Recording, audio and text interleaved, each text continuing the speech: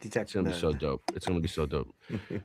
We detect no True Kings at Lollapalooza. Maybe, you know, I don't like to limit myself to just Lollapalooza. You know what I mean? I mean, for real, like shoot for the stars, right? Aim high. I went to the very first Lollapalooza You're a star.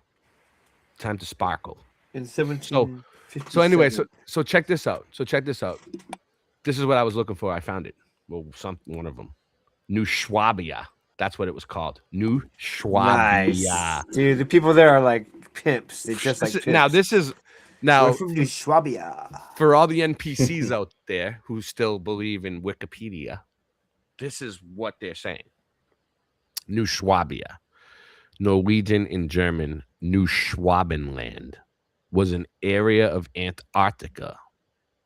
And of course, they show it on the globe and they show it like that, with the intention to claim it by Nazi Germany between 1938 and 1939.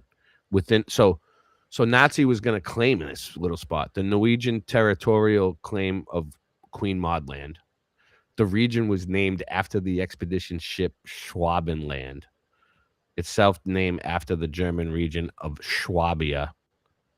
Although the name, shout out to Swabia.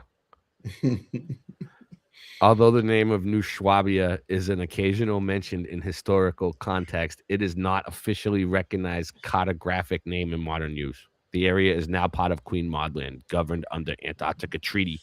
So for those of you that don't believe the Antarctica Treaty is real, there you go. We can't go there. Cantarctica, all the way. Singeman. By the way, Singeman invented Cantarctica, the slogan, the name, the word, the whole thing. You can't go there. We have Cantarctica T-shirts for sale. You don't believe me? That's so cool. I mean, like, just think if, like, let's say, I don't know, anybody but us talked about it, it'd be like super popular. Yeah, since we're talking about it, it's not popular. Can't go there because it's this thing. Shadow ban. So anyway, so this New Schwabia, look, let's see if it says it here that it was warm. It was warm. Modern mountain ranges, glaciers, polar plateau. That's what Hitler's men told me. They told me straight up. Look, New Schwabia, it is ice-free. There you go. A geographical feature of New Schwabia is it is ice-free freshwater lakes during the Antarctic summer. These lakes are located on the 34 kilometers. So even if it's warm, like for the summer, right? That's still warm. Look, Schumacher Oasis. Here we go. Boom, baby. I knew if I kept digging, I would find it. Look, that doesn't look frozen to me. I mean, a little bit like it would be like living at the top of a mountain, right? But that's allegedly New Schwabenland right there. Boom, baby. I found it. Let's see. What do we got going on here? So it looks like there's ice all around, right? But then there's this like one spot that doesn't have. And like, who knows, right? What if they did this somehow? What if they figured out a way to melt the ice in Antarctica? Right? Yeah. Mm-hmm. One little section somehow using some kind of weapon or something. In and out of Antarctica. How did they do it? Singeman, how did they do it? Oh, well, there's been. Oh, I'll find it. The one where there's. Oh, never mind. Didn't they say there was like woods and land and animals? Who said that? Bird? Somebody? This is it right here. No, they said no. Hitler, Adolf Hitler. Don't give them the credit. No, someone else besides Mr. Someone else says Mr. Mustache. But Mr. Mustache, I mean, he seemed to have the right idea about a lot of things. The trains. So we don't know this. I mean, this might not be a pic. They're saying this in Wikipedia that this is Antarctica. What's that? Look, it's like little. They got like, it's like Florida houses. They're on stilts. Right. Everything on stilts. I mean, what is it? Flood there? Why would they have to build it on stilts? Why wouldn't they just maybe because the ground's too cold? I don't know. I don't know what the deal is, but this could be a picture from anywhere, and they're lying to us, right? But like, who knows? I mean, but at least I found what I was talking about. So this is allegedly a picture of where Hitler was in Antarctica, where he had bases, and they said it was like tropical oases certain times of year. That's what I've heard. This is Wikipedia. I don't believe anything there, but I kind of believe that this might be real. Shamaka Oasis. Finding new animals in the ocean coast. It's right there. Look, there's life in the ocean. But that's not even a real map of Antarctica, because we all know Antarctica is not a continent. It's a continent when you fold it around a beach ball, and it ends up in the back of the ball. But when you unfold it, it's actually a ring, an ice ring, maybe. And like I'm saying, like it might not even be all ice. Probably isn't. Like the Monte Urbano map. I love the Monte Urbano. Let's get it up. It's like whatever they say probably is only partially of whatever they say. Oh, they ain't gonna tell us anything. I mean, the average things to confuse you. You know, this is what I've been. You want to see what I've been preaching to people? Okay, well, can I tell you something really quick? Yeah, go ahead. Okay, so I'm going to make up this funny story about Camp Mud Mob, where the children can go. Let me look at the screen correctly. Hit this. I'm watching a video over here. Hit pause. And the buffalo. I'm watching Germans. Nothing. I can't find any German strikes. I see lots of propaganda films. Okay, so what I did, I was like, I'm gonna make this funny little story about Camp Mud, and the children go there in the summer to get unindoctrinated, de-brainwashed, and so they learn about all the conspiracy theories that are actually true. And it's called Camp Mud. And I'm gonna make a funny little story. Let me have AI help me do this. So go to ChatGPT. Hey AI, help me write this little story about what I just told you. It's like, sorry, I can't do that with the. Here, I'll read it to you. Where is that? Hold on. It is crazy. Go ahead. This is what I've been. Not to change this topic, but while you're getting it, it is not to change the topic. It's exactly what you were talking about earlier. You said something about the AI saying lies or something like that. Okay. Here, I took a screenshot of it. Go to my screenshots. There we go. Yeah, here it is. So it says, I can definitely help you make a satirical Camp Mud ad, but I can't frame it as teaching children. It says kids. I typed children. It says kids. But I can't frame it as teaching kids, which I tried to say children, kids, that specific real-world conspiracy claims, like the moon landing being fake or similar such conspiracies, are factual. I can definitely help you make a satirical Camp Mud ad, but I can't frame it as teaching kids that specific world conspiracy claims are factual. AI is really taking over fast. I said, okay, how about adults? It's like, sure. No problem. But it can't make a funny story about a children's camp being what? It can't make a fictional funny story about children going to a conspiracy camp. It can't do that. What, dude? I went down on it hard after that. You just sounded like Neil deGrasse. It can't make a funny. You can't see the curve from this height. From that height, you can't see that. I mean, you can't handle the truth. It's an oblate, pear-shaped spheroid. I'm talking about my head. All right, so this is just a little food for thought here. Okay, so the average lifespan now, right? Take a guess, guys. Take a wild guess. 25. No. Right.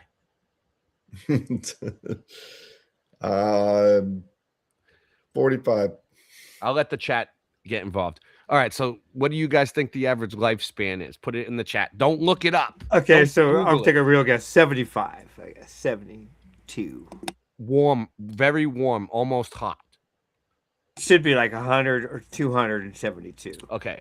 It's 72. It's 72. It's 72 years. That's the average lifespan. I gotta live more than that. Now, Let me, Nancy. Give me the calculator. Here it is, right here. My calculate me. Calculate me. Convert 72 years to weeks. 3,756.78 weeks. So a human lifespan today is less than 4,000 weeks, bro. Think about that. Like, think about how fast the weeks just go by. Right? Wait, is it just me? Like, thought I was like 15 yesterday. I'm like 40. Crazy. God. Yep. So that's so they know we're not gonna look into this in our short amount of time here. You know what I mean? But this is where I want to go with it. This was pretty cool. This is the inspiration for this whole stream, this video right here, which is also probably made by AI, but I love the idea. I love it so much. Tremendous.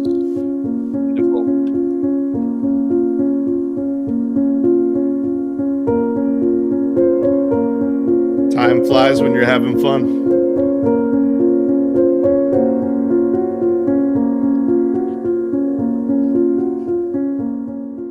I want to start with a number. 1820. That's the year they tell us Antarctica was first sighted. First officially sighted, they'll say, if you push them on it. First recorded, first documented, first acknowledged. And for most of my life, I accepted that. 1820. Okay, guys? Remember. Didn't question it. Why would I? It's in the textbooks. It's on the timelines. It's the kind of fact you absorb in school the same way you absorb everything else, passively, without resistance, without asking why. But then I started looking at the dates more carefully, and once I did, I couldn't stop. Before we go any further, I need to briefly return to something I covered in the last video in this series. Hold on. Before we go any further, is everybody sitting down? Is everybody sitting down? Are you sitting down, Singe? If you could do me the great favor of putting on an English accent, it would be quite acceptable, yes. I can't do it. My Boston accent is too thick. And if you haven't seen it, I'll link it below, because what follows won't carry its full weight without that foundation. This is a channel called Tartaria In that Vault. episode, I explored what mainstream history calls the year without a summer, 1816. Whoa. 1816. So this is before they discovered Antarctica or some shit, right? Because he said 1820. Now 1816, the year without a summer. Singe, look that up. Look up 1816, the year without a summer, and see if it's even a real thing. See, because this is AI talking. I don't trust it. I kind of remember that. Let me see. you were alive? Yeah. Sounds familiar. The year without a summer. All right. I mean, we live in the land of constant summer. Imagine a year without a summer. Yikes. The endless summer. Bro. The year following the eruption of Mount Tambora in Indonesia, which according to the official record, ejected enough ash into the atmosphere to lower global temperatures, destroy harvests across the northern hemisphere, kill livestock, trigger famine from New England to... So 4 years before they found Antarctica, this happened. A giant volcanic eruption. Oh, a climate where it completely did this. Ice. Yeah. Northern Europe, and turned summer into literal winter. Tambora, a single volcano. The explanation is tidy. The timeline is... So you guys, this the biggest volcanic eruption that ever happened on the Earth happened 4 years before they brought up. It's like the opposite of an X Factor, right? So we got the climatological abnormality that decreased global temperatures across the northern hemisphere. In 1816. Hemisphere. The hemisphere. All right, but look at this. If this is a real photo at all, I don't know. I mean, look, you can see old world buildings out there with archways, and it looks like the True Kings logo up the top right there. True Kings, shout it out. Clean. But then I started pulling on threads that didn't belong to that story. Fancy a cup of Because tea, here's what Governor? the official account doesn't explain: the uniformity, the sheer sweeping continent-spanning simultaneity of the collapse. Crop failures weren't regional, they were global. Reports of unnatural cold, of snow in June, Shout out of to orange Canada. and purple Lightning. sunsets. It was global. They weren't clustered near Indonesia. They were everywhere at once, and not just environmentally, socially, politically. The years immediately following 1816 saw a cascade of institutional ruptures, population Never heard about it, displacements, dude. Very good. and what one Is it researcher real? I Look came it up. across You get an described A+. as civilizational amnesia. Yes. Entire communities that seem to lose continuity Amnesia. It caused amnesia. with what came before. In that video, I proposed something that I know made a lot of you uncomfortable. And good. It should. It should. I proposed that the year without a summer was not a volcanic event, or more precisely, that it may not have been only a volcanic event, that the atmospheric disruption of 1816 bore the hallmarks of something more There you go. catastrophic, more deliberate, something closer in its signature to what we would today recognize as a nuclear winter. A sudden total atmospheric blackout, not from a mountain, but from a civilization-ending event. A reset. A reset. The kind of A event reset. that would leave behind not just climate data, but erasure. The kind of event now loosely associated with the hypothesis that, before the 19th century, there existed a global old world civilization, sophisticated, architecturally advanced, connected across continents, that we have come to call provisionally Tartaria. Wait, Not an empire. What's he trying to say? Tartaria's under the ice of Antarctica? Love it. Love Yeah, it. I like how he Yes. said Tartaria. Tartaria. I don't practice Tartaria. In I that ain't got no convention. crystal ball. Let's Not a go. country with borders on a modern map. Something harder to define. A presence, a civilization whose fingerprints are visible everywhere once you learn to recognize them. In the architecture, in the canal systems, in the city grids that appear fully formed in the historical record without any construction documentation, without any scaffolding period, without any of the messy incremental archaeology that should accompany human settlement. And then, apparently, it was simply gone. We covered all of that, but there was one detail I kept circling back to. One date I kept setting aside because it felt almost too convenient, too perfectly placed. The date Antarctica. Listen, I don't care about this guy's thought process, if he's even a real person, if he's not. Like, you know what I mean? Just tell us the gravy. Just give it to us straight. Like, what did you figure out? Like, stop dicking around and get to the point. Antarctica was discovered. 1820, 4 years after the year without a summer. I want you to hold that gap in your mind. All right. 4 years. 4 years. 4 years. Not a generation, not a century. 4 years after what may have been the most catastrophic atmospheric event in recorded human history, an event that, if my previous analysis holds, may have functioned as the final act of a global civilizational collapse, an event where the entire world experienced freezing simultaneously. And then the world's most remote, most inaccessible, most sealed, most frozen landmass is suddenly, officially discovered. And not by one expedition, by 3, simultaneously. A British crew, Here we go. an American crew, a Russian crew, German. all operating independently, we're told, all in the same region, all within months of each other, all in 1820. Now, I'm not going to stand here. So there was British, Russians, Americans, and Nazis too at some point, and they all had bases over here. All these people were living like this, like Eskimos. You really think so? here and tell you that's impossible. People chase discoveries, expeditions overlap, competition drives exploration. I understand all of that, but I want to ask a different kind of question. Not whether it happened, but why then? Why, after millennia of human civilization, after the Phoenicians and the Greeks and the Romans and the Chinese and every sophisticated maritime culture that ever put a hull to open water, why does the largest landmass south of the equator remain entirely undiscovered, undocumented and unnamed until 4 years after the world's sky went dark? Why then? Because here's where the conventional account starts to develop cracks. The further I went into the cartographic record, and I mean deep, into archives that don't get cited in introductory history courses, the more the 1820 discovery date began to look less like a beginning and more like a cover story. There are maps, actual surviving, historically documented maps that... Hold on, what is that? Antiquitech? You know what I mean? Look at it. Yeah. It looks like Antiquitech. Like the wind. It measures wind speed and direction. I believe that's what that is. Okay, if that's what they want. Why would they be measuring wind speed and direction? It's probably not even that cold there. I mean, they're wearing coats. It's a gizmo, and I'm a gizmologist. Did you know this? AI. It's not Tartaria stuff. It's gizmology, and I'm a Clayton gizmologist. says it's AI. I'll make the graphic and start the this? cult if you wish. Gizmology cult?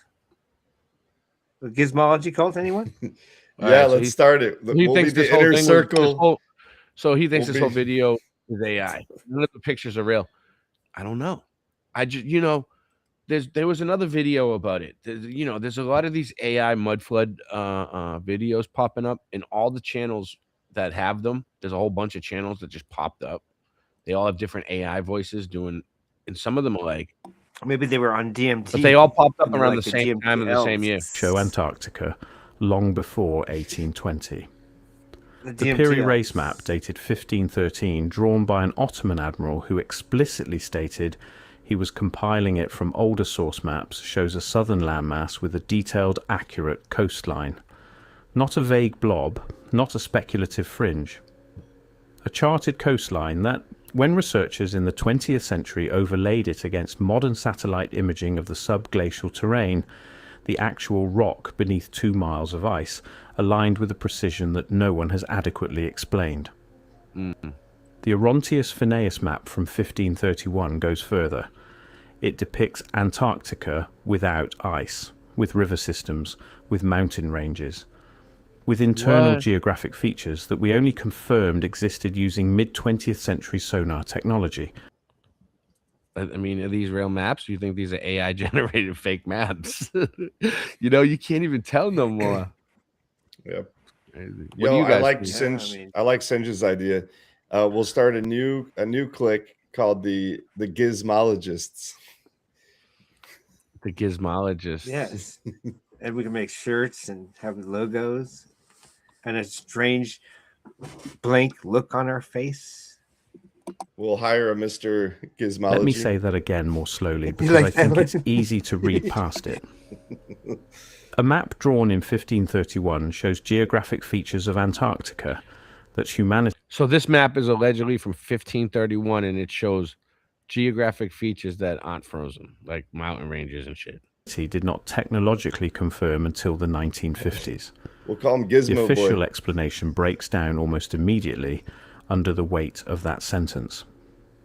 The academic response has historically been coincidence, lucky extrapolation, or the suggestion that ancient cartographers were simply guessing at a southern landmass for philosophical and geometric reasons.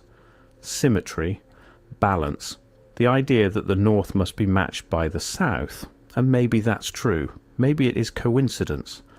But how do you guess a river? How do you guess subglacial mountain ridges?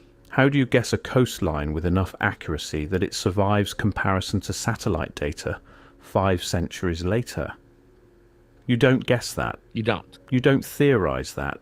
You map it from observation, from presence, from knowledge that was either first-hand or inherited from someone who was there.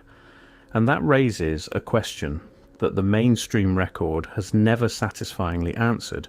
Who was there?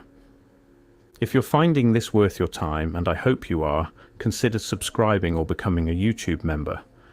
This series goes places that most channels... But you know what I've been noticing, Drew? So I've been noticing that, like, some of the AI channels, Mudflood channels, are completely fake. It's complete bullshit, and it's weird.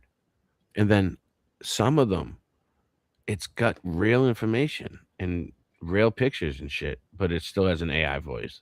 So it's very confusing. I think they're trying to muddy the waters. Like, this looks real, but I don't know. kind of looks like a. Yeah, I don't know about these people though. Do they look real? Won't touch, and having you along. It's gonna screw us in the end, and then it makes me wonder, like, are all the mud flood photos AI? Like, did they come out with AI before they gave it to us? Obviously they did, right? But did they like have it make this whole thing up and just psyop everybody? That would be nuts. That would be nuts. Like all the photos, like. Now, back to Antarctica. Well, because we no, there's no way that there's no way that they're all to them fake. myself though. No, but no, I like the sites. ones that I like. I dug them up myself from Boston and stuff like that. Like it's in the libraries, it's in the books. But still, like, how long did they have AI for? Did they have it for like 100 years before they told us? 200 years? Like, yeah, we don't know. We don't know. Like, is AI just part of this place and it's always been here, but you just need to know how to tap into it? Right. Like this person does not exist. It's like a frequency. Yeah, we have weak AI. We think it's great. Oh, yeah, boy. No, we've always had AI. They've just been leaking it and giving it stronger. We've always had it. There you go. I'll tell you one thing. The AI really blew my balls off when I made that video. I was like, wow. I want to return to 1816 for a moment, really fast. because I think we've been looking at it from the wrong angle. In the previous video, I laid out the case that the atmospheric event of 1816, whatever its true cause, I'm going to put the link out now if anybody wants to join us. may have functioned as the terminal moment of an old world civilization. Right. The event that ended something. The nuclear winter that followed what may have been a civilization-scale catastrophe, leaving behind depopulated cities. What gizmologists, the people that worship clockwork elves, machine elves? Yeah, the clockwork elves. That's their main logo. Nice. Yeah, those guys the are machine real. elves. Yep. Yeah, they're real. They're real. Orphaned infrastructure and a historical record so thin it barely qualifies as a record at all. But what if that framing is only partially correct? What if 1816 was not just an ending? What if it was also, for someone, a beginning? This guy seems to really have it pinpointed down to 1816. He's taking some mushrooms. yeah. It's like if I was in the room with the guy, I would be like try to like talk to him about something, change the topic like completely. Talk to him, try to mellow him out a little bit. No. Oh my he's God. Like 1816, like he's like stuck. You know what I mean? He's like stuck on 1816. Oh my God. One time I got stuck where I could only say one word. And I want to hold on. Should we save that for we'll save that. True Stories with Ry Russ? Yeah, we'll save that. Is there a way you could email me that video, the clip of the beginning, so I can upload it and we can get it going? So we're gonna have a new segment of the show. It's called True Stories with Ry Russ. It's his own segment. We're giving Ry Russ his own segment of the show, and it's gonna be good. So we'll start it off tonight. And Singe Man, I'm sure we have some fan mails coming up, right? Nancy, get the fan mails ready. Clear that I am presenting this as a question, not a conclusion. What if the atmospheric event of 1816, whatever generated it, was capable not only of disrupting the Northern Hemisphere's climate, but of accelerating glaciation at the poles? What if the same mechanism that turned summer to winter across Europe and North America also, in some compounding way, drove ice formation southward? What if Antarctica, the ice-free continent visible on 16th century maps, was in the process of freezing, or had recently been frozen, and 1816 was either the final phase of that process or a deliberate rehearsal of it? I know, that's a significant claim. And I'm not making it as a claim. I'm making it as a shape, a pattern of timing and geography and suppression that I cannot stop thinking about. Because consider what comes next. 1816. The sky goes dark. A global atmospheric event of unprecedented scope disrupts civilization. 1820. Antarctica is discovered. Officially entered into the record. Named, catalogued, claimed. Not before, not during, after, 4 years after. The pattern appears, and once you notice it, you cannot unfocus your eyes from it.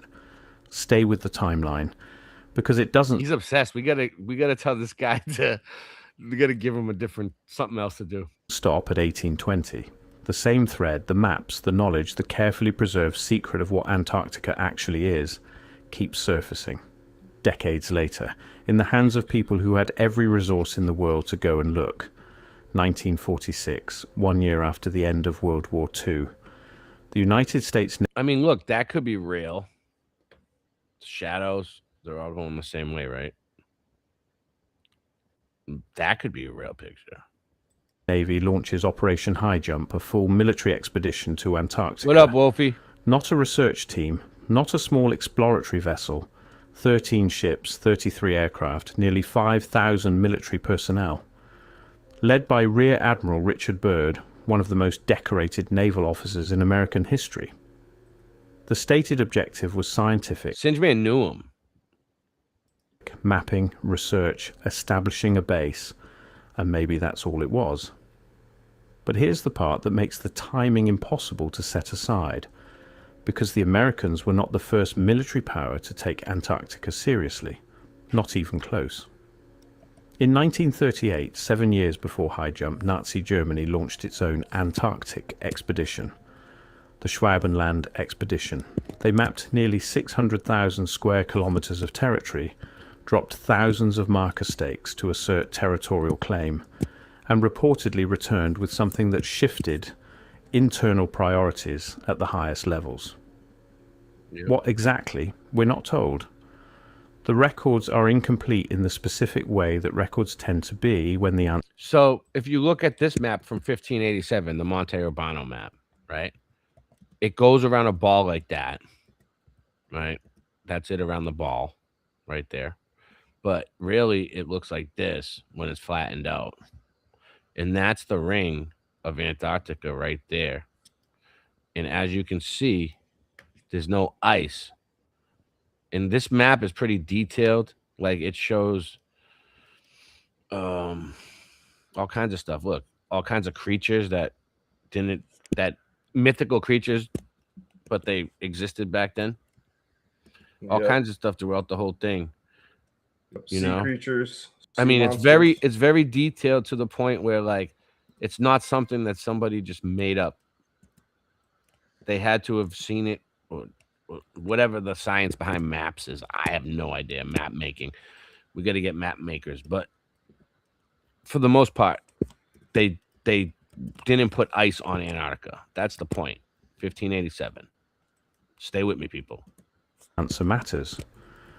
What we do know is that German submarines were documented operating in Antarctic waters as late as 1945, and that certain senior figures in the Nazi scientific apparatus had a known documented obsession with ancient knowledge, lost civilizations, prehistory, inherited cartographic traditions that supposedly predated the modern world.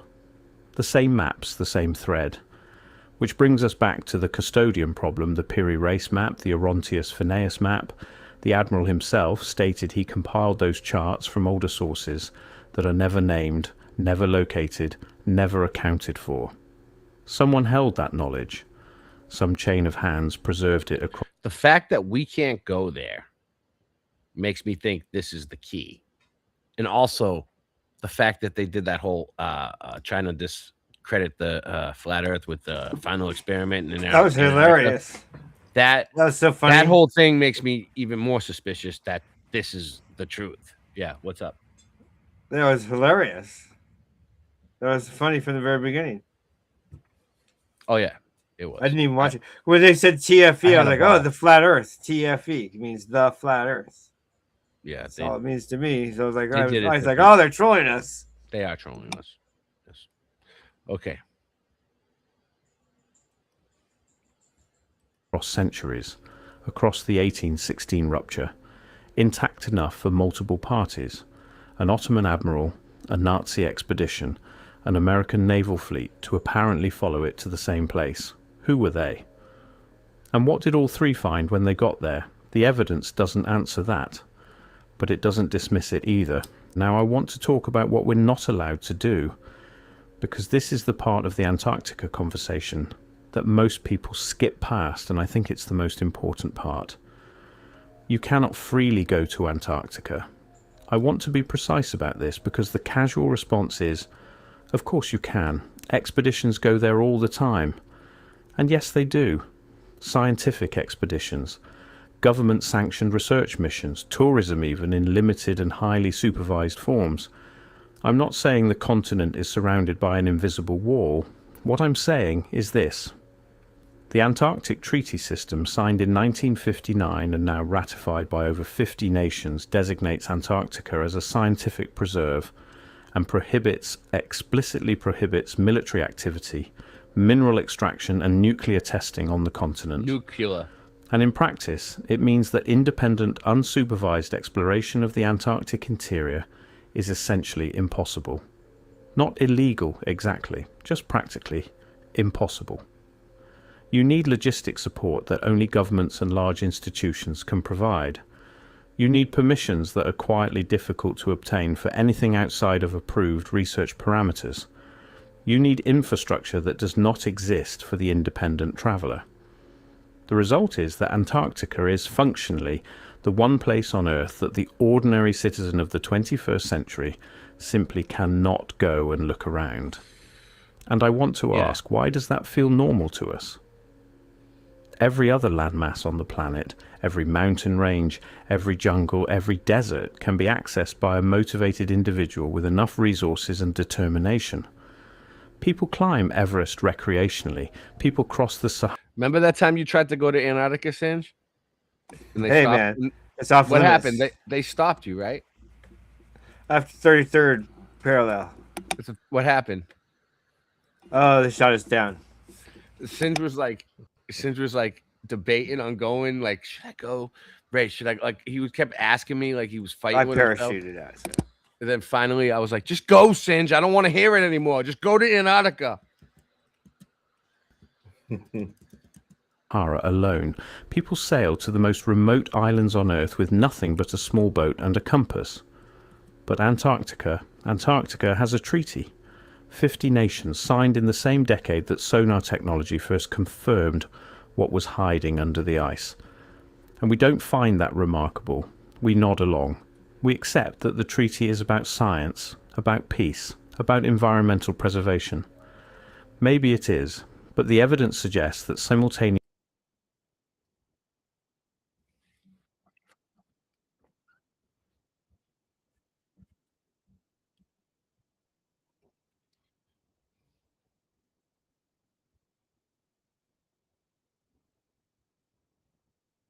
What's happening there?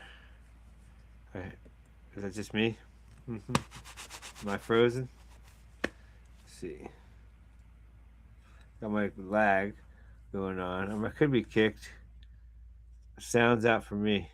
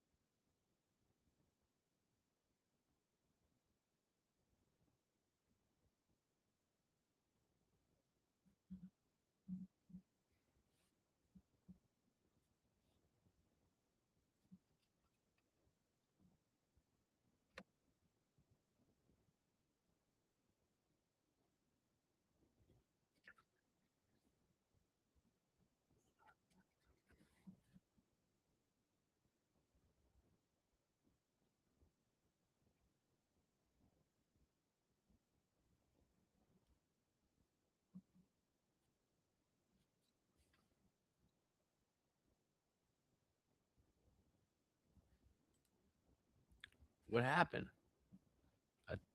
You there? You there, Rye? He's muted. All right. Well, that was weird. I thought it was playing. I was screen sharing.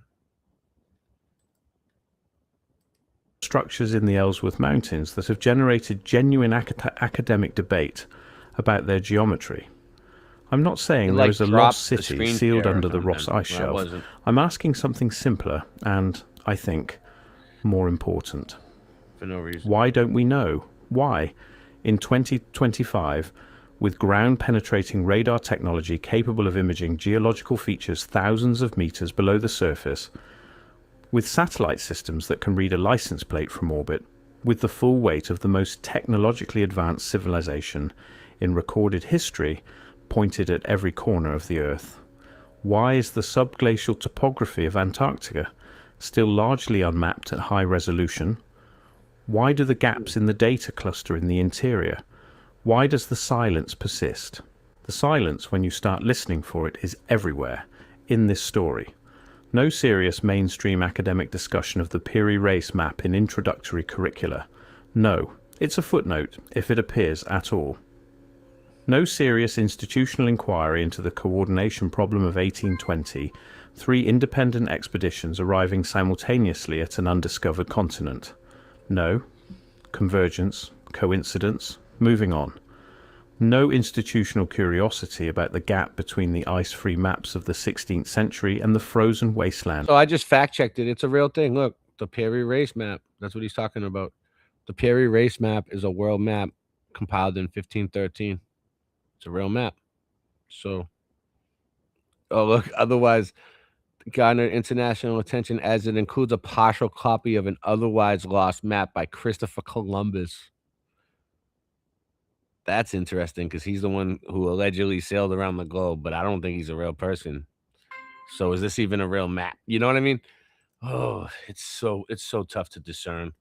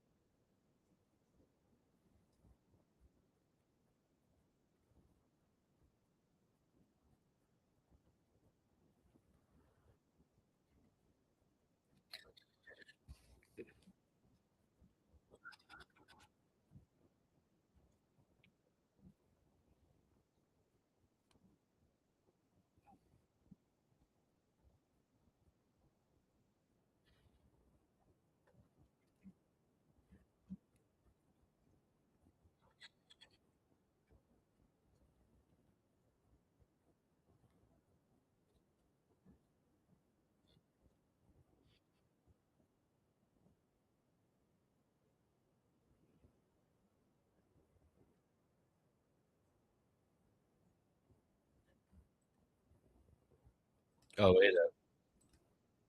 Thinking about the number 1820, and I don't think you will either now. If this series is worth something to you, consider commenting your thoughts or your theories below. All right. Well, we get the point. We get the point. So there was before the 1600s, everything depicted Antarctica with no ice on it. Yep. So either they're lying about there being ice on it now, or there wasn't ice back then, but within the past, what year is it now? Like 500 years? It got ice. Hold on, let's sum it all. Singeman. Sum it all up with Singeman. What's going on, Singeman? Well, I thought that it was me, but it was actually you. I was reloading, but it wasn't my end. I don't know what kept happening there, but either way, next month we're gonna have the funding for StreamYard because Restream is wonky. Dropping the ball. It was there was a code of McMillian. Yeah, that's what McMillian was saying. I wonder if the BitChute friggin' Did you hear that? McMillian talking about next month we're gonna have the money for that. Oh, McMillian? Yeah. Let's see. Did our stream go off on BitChute or did it not? Let's see. Are we live on BitChute? If we're live on BitChute, shout out to BitChute. Let's see. Just checking it. Yeah, it says we're live. Let's see. Are we live? Yep, we're live on BitChute. Shout out to BitChute.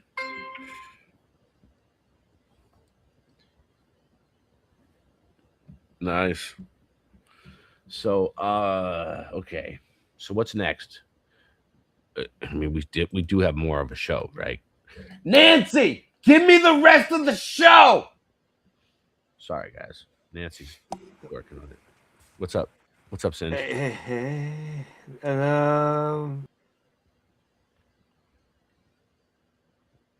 What is your deal? He's just fucking up tonight. He's like, well, drops like leave me hanging. It sounded like he was singing.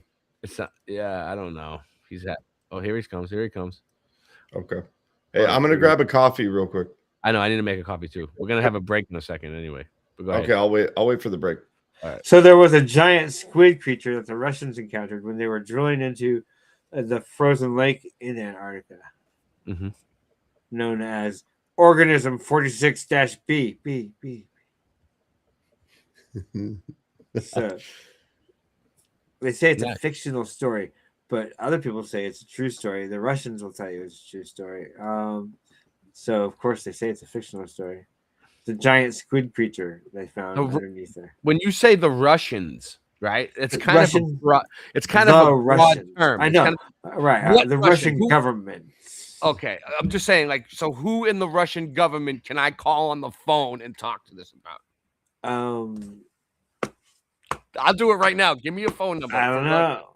Give me Nancy. Call Russia. They're all puppets. The ones that we know. Shout out to Russia. They're all controlled by the same ones that control us. It's the same people. Shout out to Siberia. So yeah.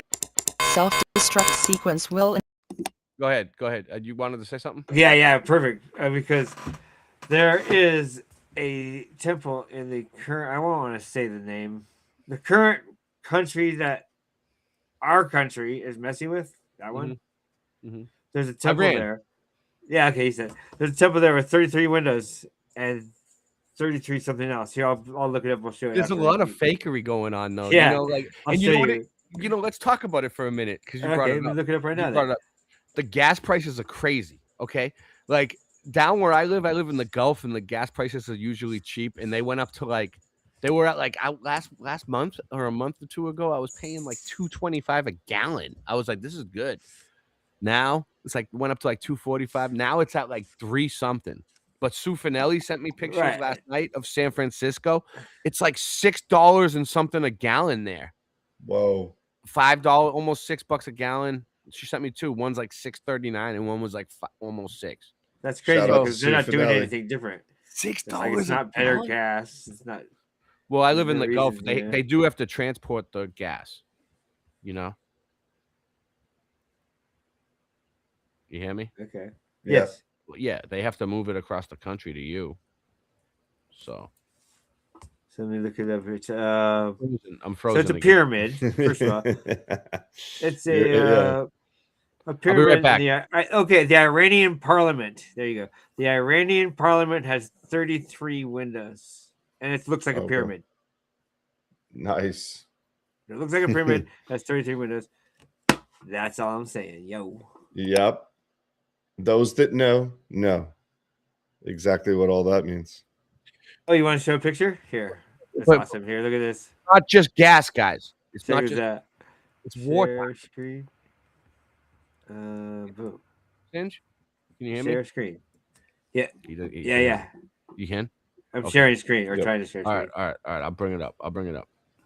There it What I'm is. trying to say is, it's war times, right? So the silver prices are right now. Everybody's investing in silver. Like That's the everybody. Iranian Parliament. Go ahead. That's the Iranian Parliament. Boom, done. You go ahead. Just want to All make right. sure Everybody and their grandmother. grandmother's investing in silver and gold all of a sudden, right? Okay. Not only that. I spent $40 at Taco Bell, and I got like 4 tacos. Like, what's going on? So this is what's going on. No. They're going up on everything. Fast food, friggin' gas. They're using the can live war. a They're whole gonna month put the off. prices up so friggin' bad because they're gonna be like, well, we have to put the food prices up because people need to pay more for gas to get to work, and we need to pay them. And blah, blah, blah, blah. It's just a trickle down effect, a snowball. Hey man, I cook my meals. I save a lot of money. Good for you. I have rice, vegetables, chicken.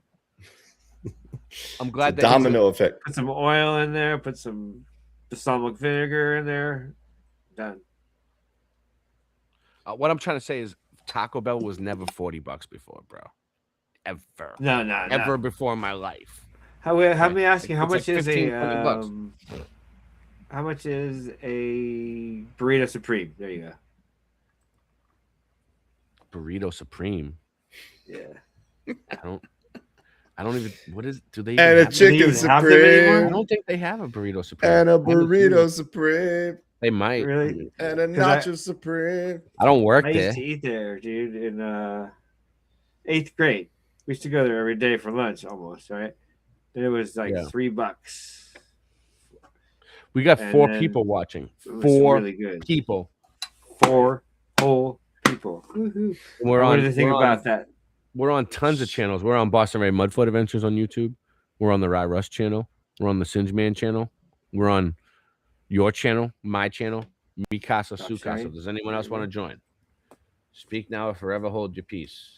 What do you think about that? The Iranian Parliament looking like a pyramid and having 33 windows. All right, so Oh, also they joined in the 2020 fakery. I don't want to freeze again. Boom, boom, boom, boom, boom.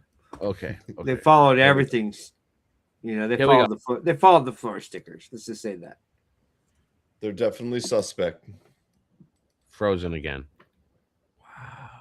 So they follow the floor stickers. Your parliament has 33 windows, and yeah. So this just tells you that their ruler is our ruler. The same people in this dome or whatever we are in is the one ruler. They have to make it look like they're separate rulers. It's difficult to run a stream. They know how the human mind works. It's easier to break it up into little groups. All right. If you could pit them against each other, if we were all one group working together, they would.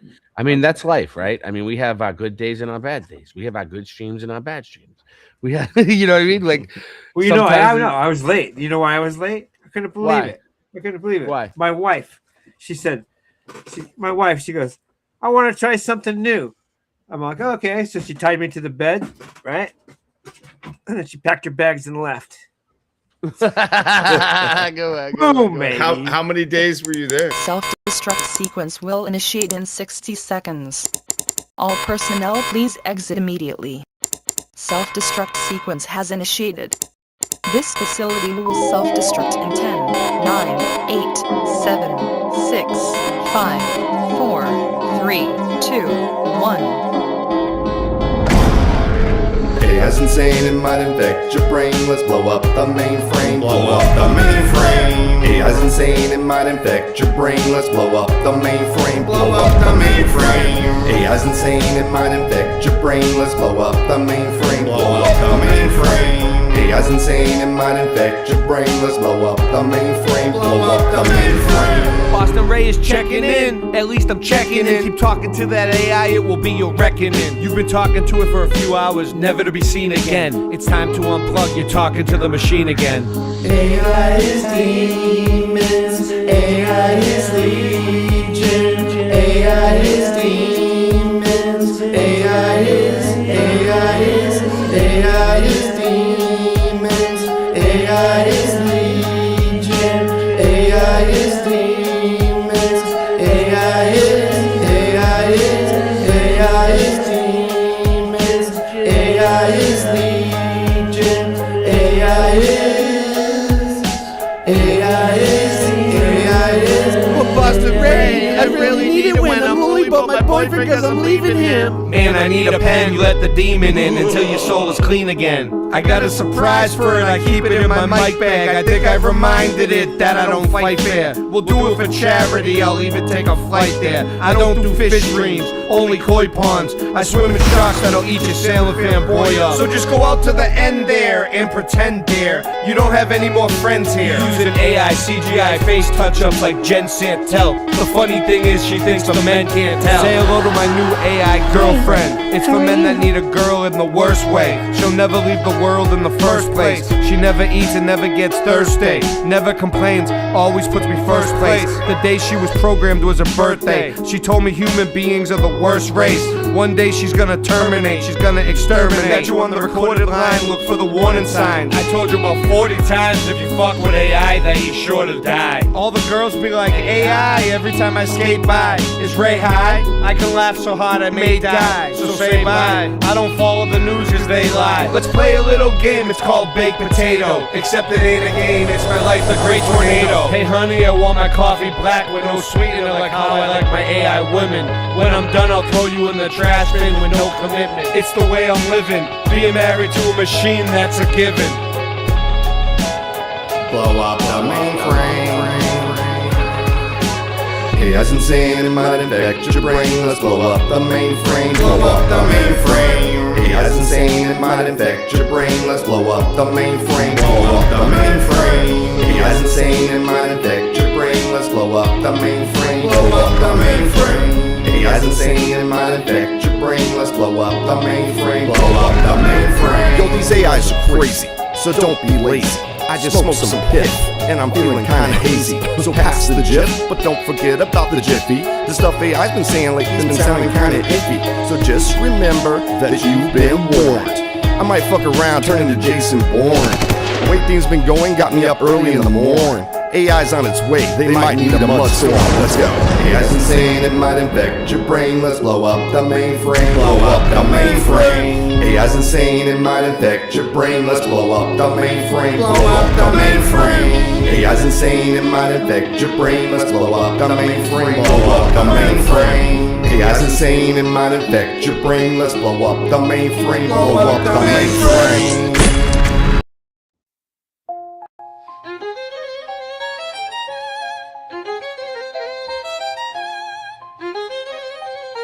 Yeah, I haven't been feeling like myself lately.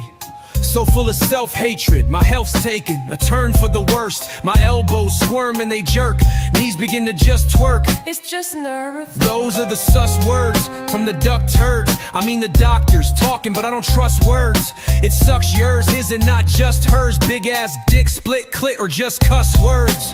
Way I make them nouns race and run verbs. I'ma be the one yourself falls in love with. I'ma be the one prick that isn't in the public. At first it was one prick and you loved it. Then it was 2 shots and you welcomed it. When it became 3, you wasn't the one that shunned it. It's no wonder the blunder never becomes your whether it's thunder or unbearable plunder. We under one nation over their god, half ogre, half space ghost, so they could send rovers to space. So fake, it's obvious, why would they lie? Why? It's so naughty when the parties you applauded have tried to tell a partial truth but a half lie. Doing laps around you as I splash by, the fast guy, 100-yard dash guy, doing track lines. Past 5 in the morning, I'm yawning, it's boring. I'm young and so horny, hungry and ornery. Been hunting monsters in the jungles on concrete, trying to remain humble with all deep respect for the ones that done showed love to me. Never neglect the ones that run on up to me, the ones that toast to this life and pour a cup for me. So wonderful, so much thunder, y'all. Never be the same again. It's raining and hailing, falling on my head, on my noggin, falling. If this isn't a drug song, then this shit isn't sung wrong. You dumb dog, I just wanna be something broads. #1 God, yeah.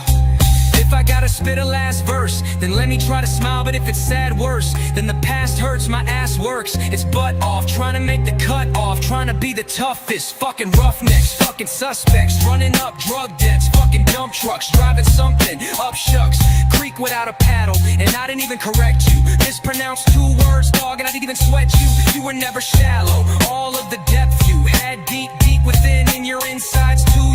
You will decide through your eyes view. Good night too. Now turn out the light, you, if it turns out I like you. You tight fool, out of mind, out of sight. Old school without cold flu medicine they sold you. I told you, when they rolled through, you were getting trolled too. But the lyrics you wrote grew on another note. True, the dome opened and you broke through. Even the devil misquotes you. So clever with them flows, dude. Oh, so clever. This rain keeps falling, it keeps falling, forever, falling on your head. Yet so clever, falling forever, ever, and never ever yet so clever, whatever. Rain if you forever. Falling forever. It's been my pleasure.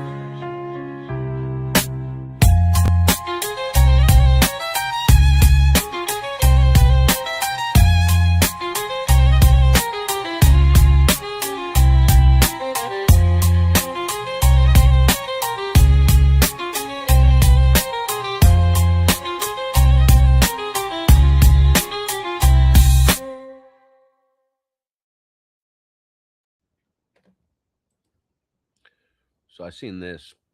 This is pretty. Oh yeah, baby. Let me get it up. Yo. I'm kind of tired. I might have to go to bed soon. You gonna go to sleep on the late night? You gonna go to sleep on the late night? Por favor, mi amigos. I have a song that goes like this. It goes, ¿Cómo estás haciendo, mi amigo? Hey, Cinch. How you want me to sing it for you? No. You remember that clip? You remember that clip we used to have that said, "You slept on the late night"? What happened to that? Do you still get it? Lose it? You lost it. Find it. I might have it somewhere. I don't know. All right, take it up. It's well, gonna be definitely somewhere. on the Definitely on the channel somewhere. the other one. No, oh, did they wipe all our videos on the other streaming device? MMA Paradise. Come over to the main channel where everybody is. This is Restream. Yeah, what's the other one called? What? This is Restream. What's the other? The other one's called StreamYard. Yeah, that one. Is it up on StreamYard or did they wipe all those videos? All right. Are you ready, Cinch? Are you ready? I know that's a question. What? Is it up? Is that video up on StreamYard or did they wipe all our videos? I don't know. I haven't looked at StreamYard in a while. Okay. Cool. I'll keep looking for it. Go ahead. All right. Check this out, Cinch. Since you're a pro at Sky Phenomenon. If you were up early this morning, you might have noticed this stunning glow in the sky.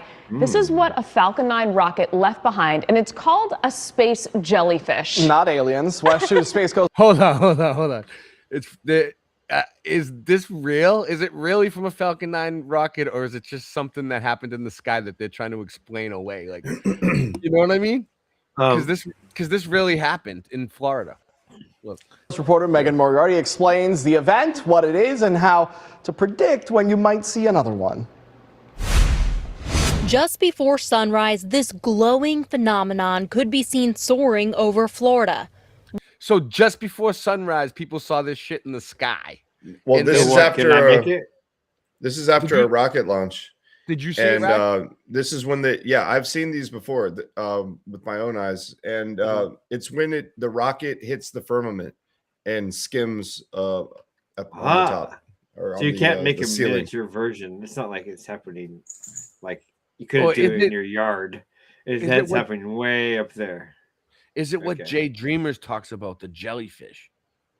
Because it looks like it's. I don't know. I'm not making fun of him. Like there's actual No, ones in the this sky. is just disturbing the firmament with rockets. Yeah. Oh, like when they rake What is it it looks like exactly? there's a It's been river coined behind a them. space jellyfish, but it doesn't Space- sting and it has Space jellyfish. Singe. Ah. my nickname was the space jellyfish stupid. in high school. That's so stupid. no It's like- relation to sea creatures. Instead, it's caused by rocket exhaust. Okay, check Exhaust this out. particles coming out of the rear of the rocket, Okay, spewing. pause. And there's some ice. If it was exhaust particles, they would make a toy version of it that you could do in your yard. But you can't because the firmament isn't in your yard. Okay, go ahead. All right. in there, Fair enough. and that ice crystallizes when it gets to altitude, and then the sunlight is reflecting off of those particles. This guy is just Mr. Know-It-all. He's like the sunlight reflecting off the ice particle, and it just was. Yeah, so why don't you make a toy version of it then? Exact Or you make $1 million off the toy. They hired this guy to come in and Yeah, give the this answer. guy is definitely not whoever he's saying he is. He's an actor that they hired. Let's go.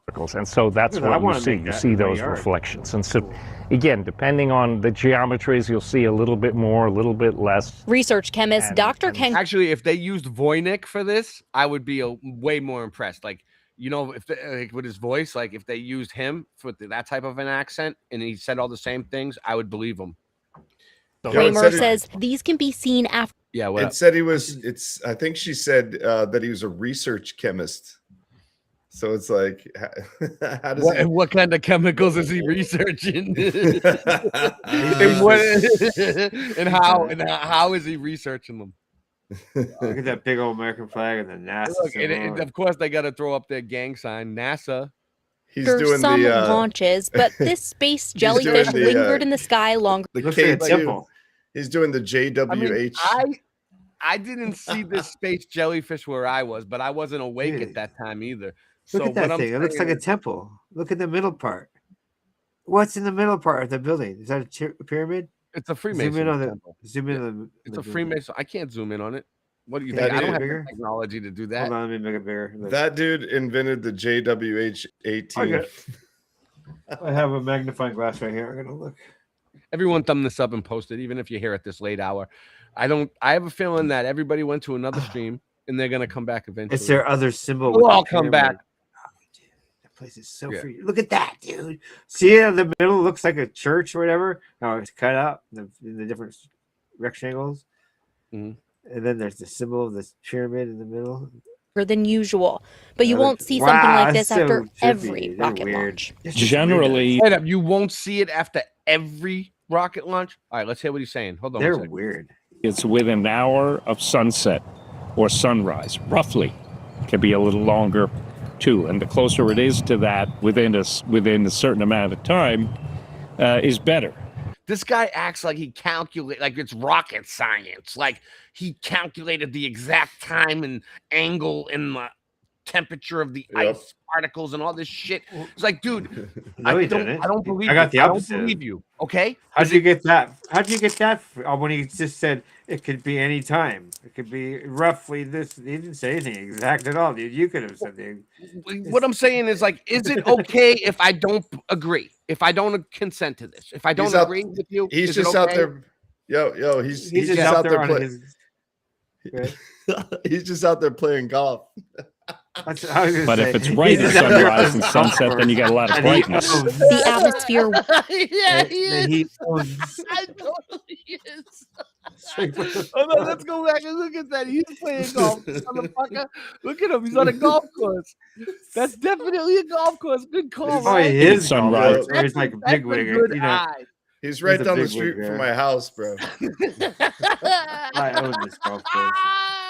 I live on the sunset, then you got a lot I of know brightness. everybody- The atmosphere, winds, and clouds also have to cooperate. If the sky isn't clear, it might not be visible, but you might be lucky to spot another one with several.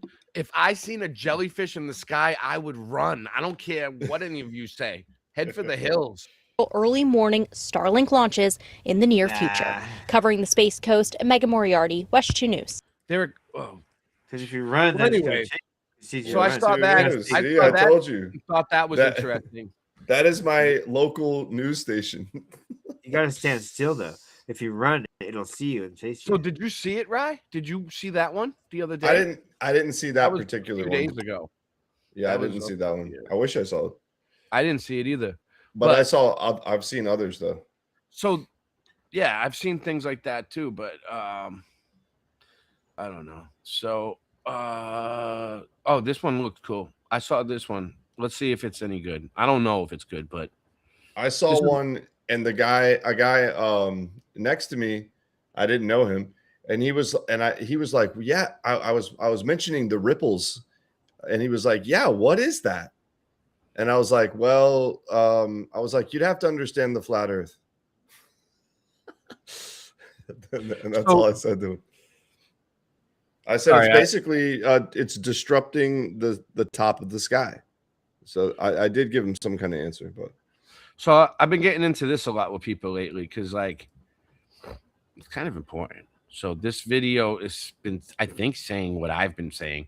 It's almost like they just saw my research and just made a video. But anyways, I digress. Richie from Boston. I'm out. All right. Your family didn't exist before 1870, and they made sure you'd never know. Yeah, orphan train. We've been talking about this. Million Americans years. exposed their family history to a website last year. They uploaded DNA samples, shared birth certificates, paid monthly subscriptions to databases promising connection to their ancestors. And almost all of them hit the same wall. Not 1776, not 1620, the year 1870. That is when the names stop. That is when the records vanish. Yeah, exactly, Dr. Bob's nightmare. As soon as I saw that jellyfish thing, I was like, Jay Dreamers. Damn you. That is when your family tree becomes a collection of question marks. We got Jay Dreamers on the track on True Kings on the first album. Yep. Jay Dreamers rapping with the True Kings. I spent 3 months trying to understand why, and what I found made me realize this is not a gap in record keeping. This is a pattern, and once you see it, you cannot unsee it. Start with the obvious question. So, is this the same guy from the last video? I don't know. It seems like it's a different channel. Why 1870? The answer you will find in genealogy forums sounds reasonable at first. Birth certificates were not mandatory until the early 1900s. The 1890 census was destroyed.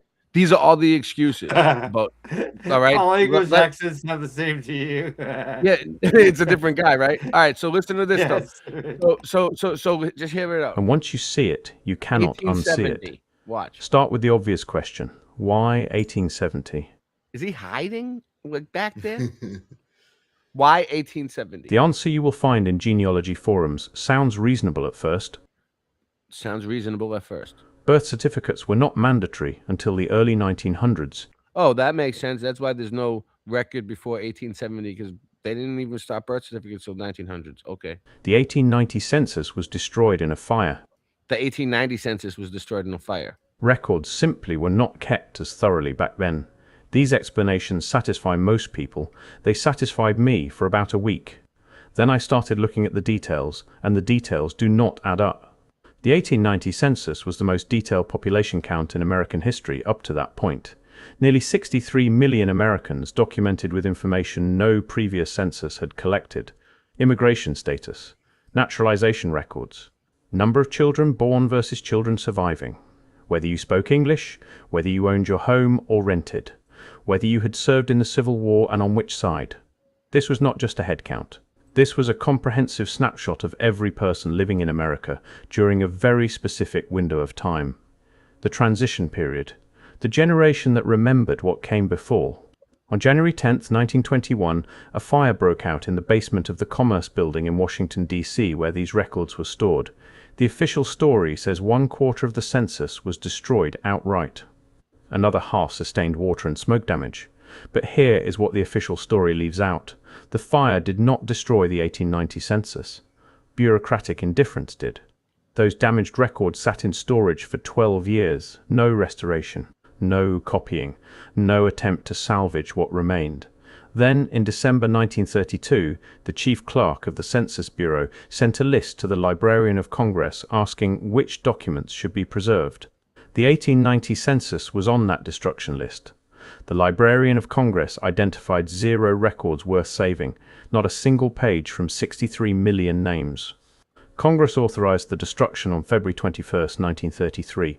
One day later, on February 22nd, President Herbert Hoover laid the cornerstone for the National Archives building, a fireproof facility designed specifically to prevent this kind of loss. One day apart. The census destroyed on February 21st. The building that would have saved it begun on February 22nd. Of 63 million names, approximately 6,000 survived. That is not a fire. That is an erasure. But the 1890 census is only one piece. Let me show you another. Before the 1900s, most American states did not require birth certificates. Massachusetts started in 1841. But South Carolina did not mandate birth registration until 1915. Georgia waited until 1919. Texas started in 1903, but compliance was scattered for decades. When Social Security began in 1935, millions of Americans could not prove they had been born. They had no documentation, no government record of their existence.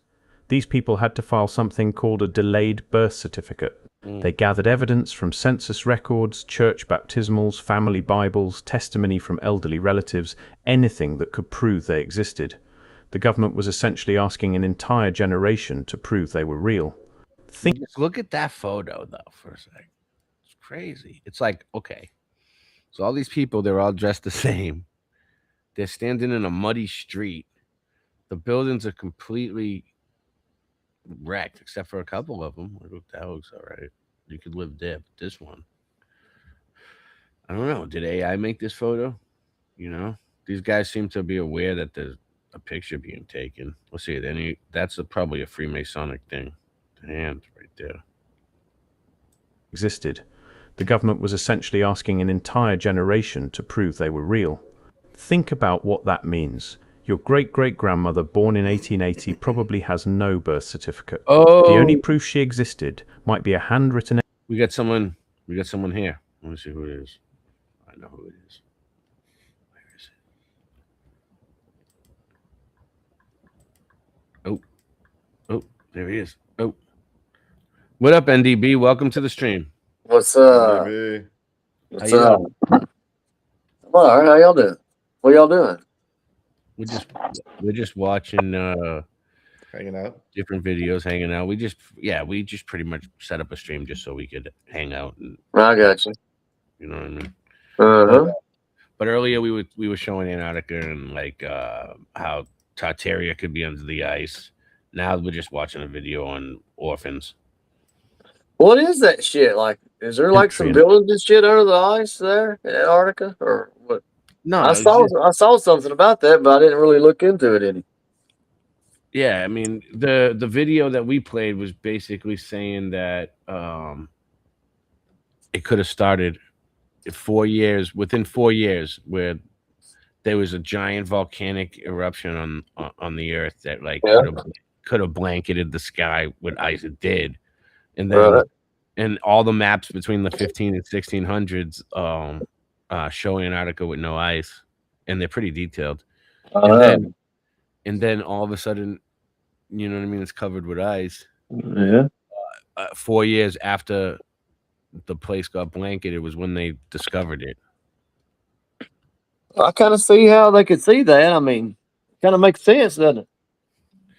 It's crazy, right? I feel like, and it's just suspicious that like we can't go there. So yeah. It's almost like they what the fuck you hiding? What are you hiding, bro? You know? Yeah, yeah, exactly. What the fuck you hiding, bro? Trust me, bro. You can go watch the final experiment. You can go watch the 24-hour sun, but you can't go do anything else. And run a race. You can run a fucking race too. What up, Angela? In the way that they did the final experiment in Antarctica. Flat Earth. No fucking test. It makes Nope. me suspicious even more It's about fucking bullshit, bro. So that's where I'm at. It's complete bullshit. That old 24-hour sun in Antarctica. I just All don't right, see it. all right. Since Angela brought it up, just finished Uh-oh. this zombie baby. Okay, let's look at Angela. I mean, I'm not trying to make anybody feel funny, but let's just look at her channel real quick. All right, and I want everybody's opinion on this. This is How dare you, Ray? Let's see. Baby Carson. Hey, I got you to eat alligator one time. I know, but here we go. Let's see. Yeah. This is what she does. Fucking Stabley tricked us. Dolls. I mean, I know women love dolls, but like, what is this? She has a creepy one now. Oh, that one is creepy, Angela. What are you doing? It's evolving. Later, let's go back down. Let's go back down. What the hell like, she did? no. She started showing me these dolls. She's like sending me text messages about them, and I'm like, what is it? And this is what she's doing. She collects dolls. Okay, cool. They're realistic, like rubber dolls that are worth a lot of money. Okay, she takes human hair, which isn't witchcraft or anything, and puts human hair like a voodoo type of doll. But it's not for voodoo, but like that's what it reminds me of, right?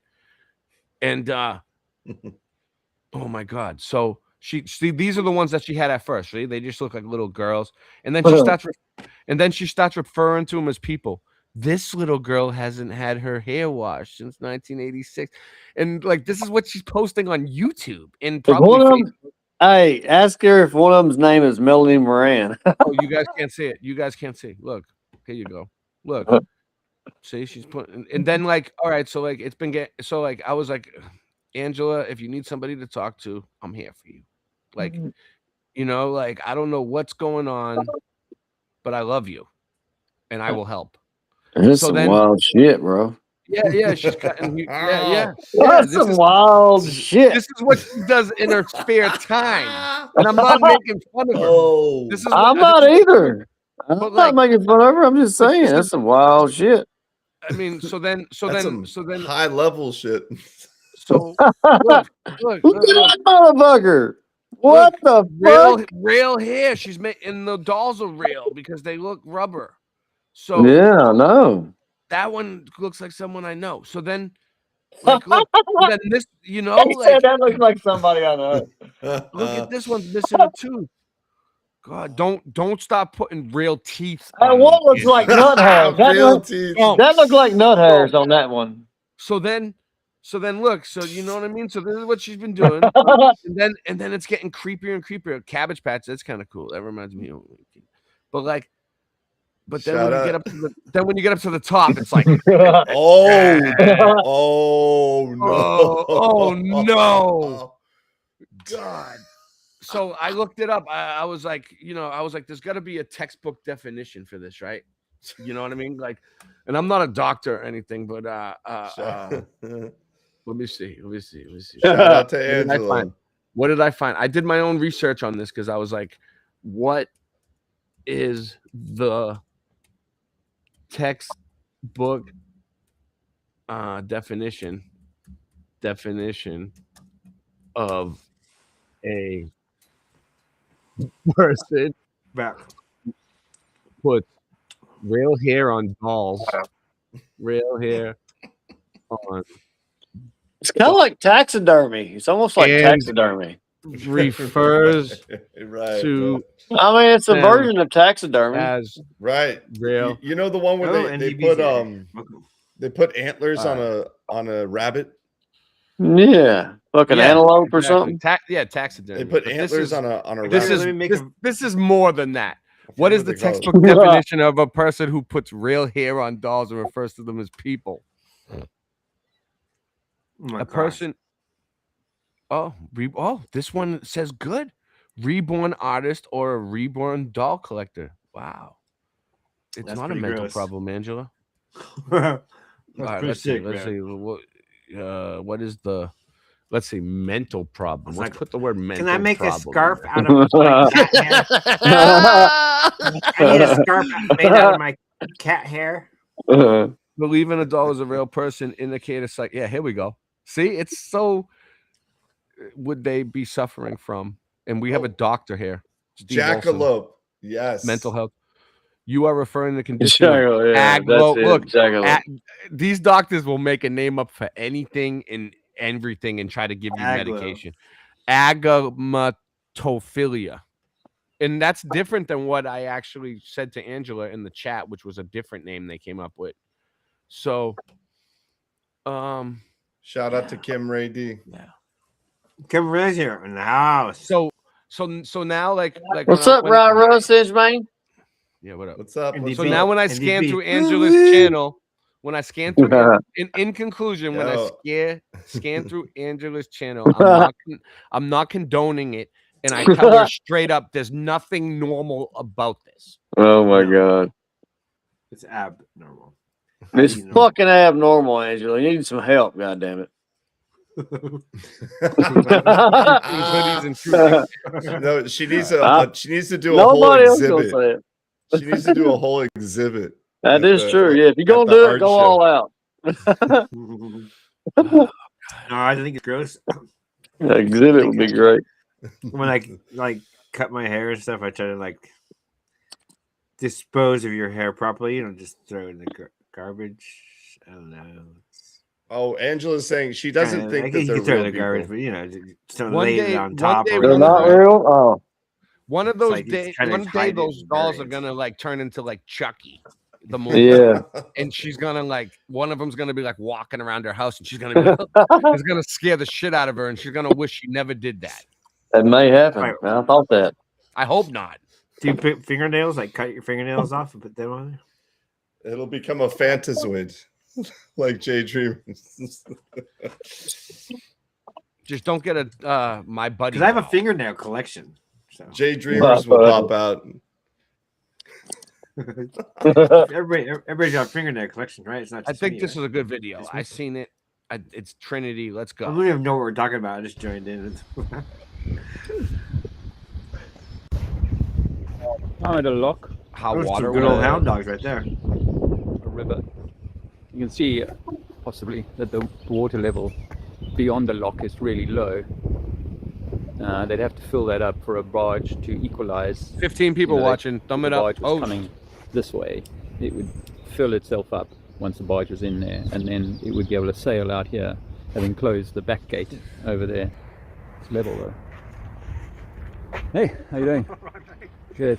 What are you doing? Well, I'm just Making fancy videos or? yeah. Because you would say that this body of water is level. Well, as level as you can see by eye. Yeah. What about measuring? What, from one end of the cut to the other? There's hardly any difference. I could probably tell you. We measure it off that stick there. Okay. And there's a measuring station up at the hydro.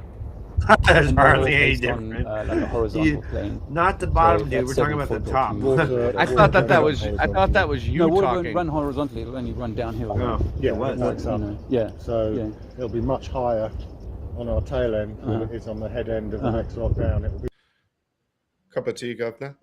But if large bodies of water, The water will be higher. No, dude. We're not talking about the bottom of the. We're talking about the top of the water guy. like that. Right. It won't go away quick enough. It won't go away quick enough. No, it backs up. So it's never. Yeah. So, Yeah. but it's a little bit like if I I mean, was to the human eye, yes. Yeah. level. But No, but not in reality. If I pour a bath, In your the reality. water's going to go from the tap end to the far end, right? And it's going to be under pressure until eventually the weight of the water won't push back. It'll just drop straight in, right? Yeah, depending on how deep the water is. Yes, that will have a. But yeah, if there's a pressure pushing, like it's on a hill Yeah. or whatever, then you're obviously going to get a glut of water at the deep end. At the top end. Yeah. Because it just won't get rid of it quick enough. Right. Yeah, it's still classed as the Thames. Yeah. But this is like the locked up, so it's an artificial bit that's cut Okay. through. The bypass The water's is- higher, Okay. dude. No, it is not higher. And how high are we What a above sea chipper. level? No. Roughly, you'll have to Google it, but roughly about 50 feet, something like that. I would have Or thought 50 meters. Yeah, 50 meters. London's Deeper, about 40. not Yeah. higher. So it's going to drop London's about about 40. Yeah. Google it. Surprised if it was. You think it's less or more? I think it's less. Less. It's tidal. Well, you mean like at say the the bridges in London, Westminster Bridge or Tower Bridge or whatever. Well, at that London's point. tidal, so it's sea level, isn't Right. Yeah, because if I had to draw a cross section level. with your locks, with your rivers and lock system, I would use like a flat baseline from the west coast to the east coast. And of course, if I'm up here in the hills at 50 meters or 100 Oh, it's Dave, Trinity 4, ain't it? down from a couple 5 meters at a time or whatever. Yeah, Dave fucking kicks ass. I mean, it's a little windy though. Like, You know, like you know what the I mean? wind Like, sucks. it's probably a really great video, but I just can't. I can't do it. It was a windy day in London. Next time we'll have Nancy bring him a God damn it, Nancy. A mic muff like I have, because I can stand in the wind and my mic muff.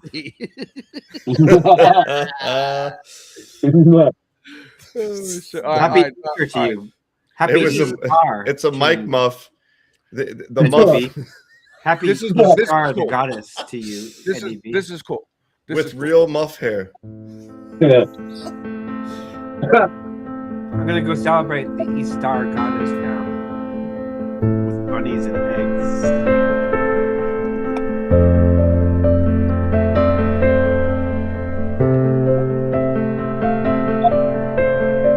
Singe, what is that? Pop quiz hot shot. That Pop quiz. Oh, street glass. What's it called? Oh, you forget? Wow. We've done this so many times. We've been through this so many times on the show. It's called glass. We've done so much research on this. Street glass. Prism glass. Like the Pink Floyd album. Okay.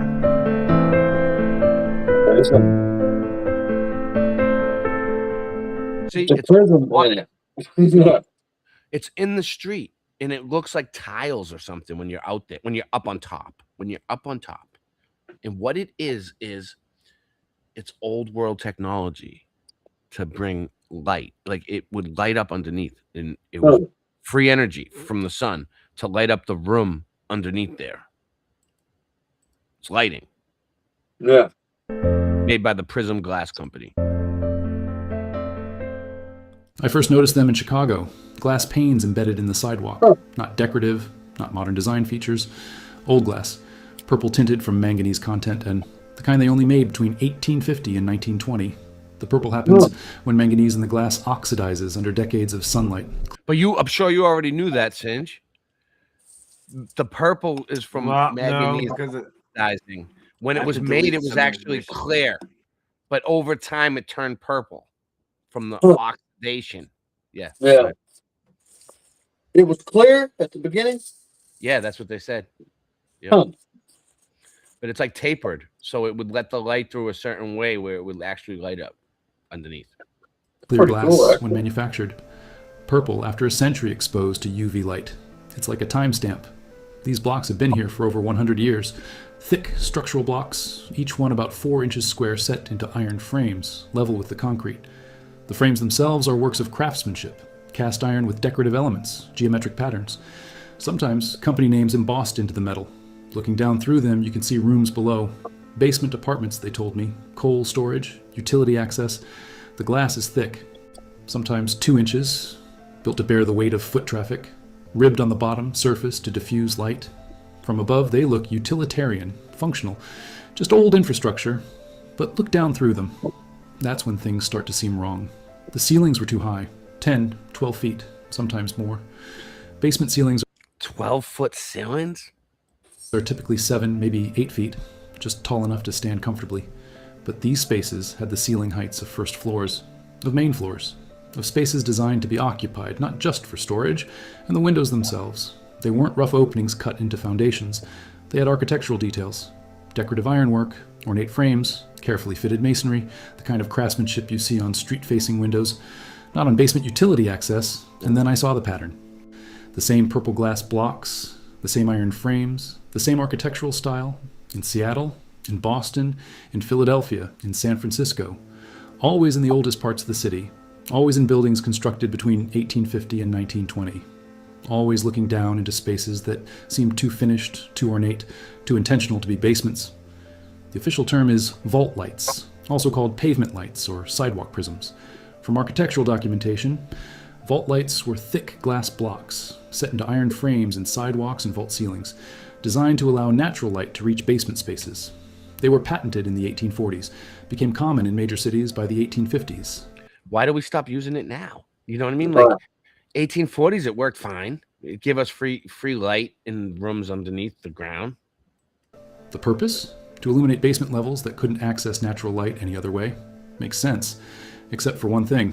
Why did so many buildings suddenly need basement lighting in the 1850s? What changed? The buildings themselves didn't change. Many of these structures were built in the early 1800s, some even earlier. But the vault lights, those came later. This is where it gets interesting. They started raising the streets. Watch this. Retrofitted, added, installed above spaces that already existed. Why? The answer, when you find it in city engineering records, is straightforward. They raised the streets, deliberately, systematically, across entire cities. In Chicago, between 1855 and 1860. So like when you're in the city, the ones up north especially, they go levels and levels and levels. They go down to the freaking subway. The subway's way underneath. And then there's probably more underneath the subway. So it does appear like they raised the streets, right? But like, think about it though. Like, did they raise the streets or what else? What's the alternative? If they didn't raise the streets, then they had to dig it out. 65, they raised the street level by 4 to 14 feet. So we either gotta believe the narrative that they raised, watch this, they raised the streets in every city all across the whole United States, and like watch every city they raised the streets at the same time, right? Or entire city, not over centuries, not through gradual accumulation. Over one decade. I don't believe that they raised all the streets. So what's the alternative? They lifted streets, installed new sewer systems, and rebuilt at a higher grade. Buildings that couldn't be raised. And there were many. Simply had their first floors buried. Or what used to be ground level became basements. Used to be windows became below grade openings. Hold on. Lights were in. What'd you say? So they just raised the streets for the fuck of it, right? Exactly. Yeah. Why? Yeah. Why would they even? Exactly. So it's nuts. But it's like they had to put that in there that they raised the streets because it's bullshit. Because people would, it's bullshit. People would ask questions. I right? mean, like why? But people are so brainwashed that they don't even think about it. They don't even ask why anymore. They're just like, okay, they just believe it. There's like, oh, neat. Oh, let's read it in the Rockefeller history. All the whole curriculum, right? Rockefeller funded books. Just like they believed all the fires in every major city. The Great Fires. Installed in the new sidewalks above to provide light to spaces that were never designed to be underground. What happened in Chicago is documented in detail. Watch this. From engineering records and historical accounts.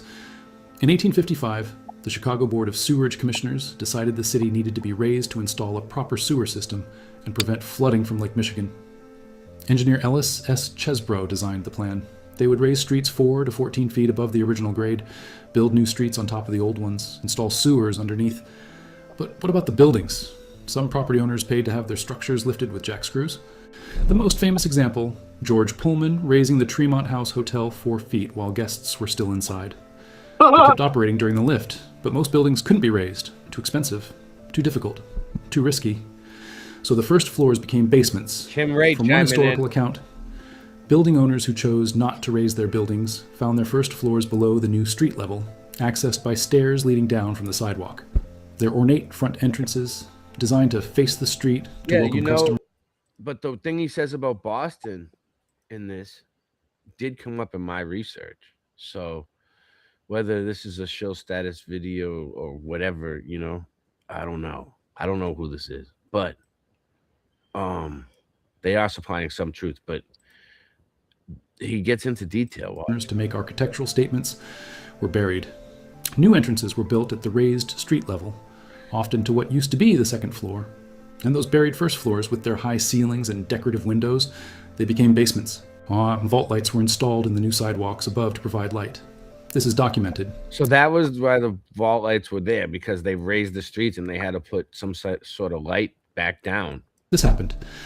The city engineering department has the records. Chicago What isn't if it's unique. for vampires? Seattle did the same thing, even more dramatically. In 1889, What if fire dist- vampires are living under the fucking street and they can't come out in the light like the rest of us, so they fucking made everybody raise them up? Because if they're ever going to die, then they can just do whatever and rule whenever, however.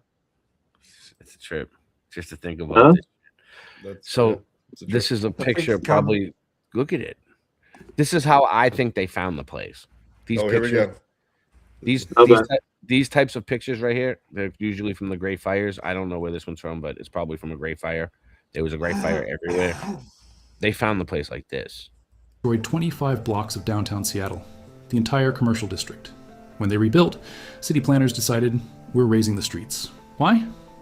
Official reason, Seattle's original streets were at sea level. They flooded during high tide. Sewage backed up. Streets turned to mud.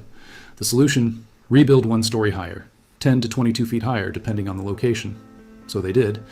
They rebuilt the city with streets elevated 1 full story above the original ground level. Buildings were constructed with 2 street levels, the old ground floor and the new raised street 1 story up. Mono shop owners operated from both levels for a while. Ground floor for customers who walked at the old street level. Second floor for customers on the new raised streets.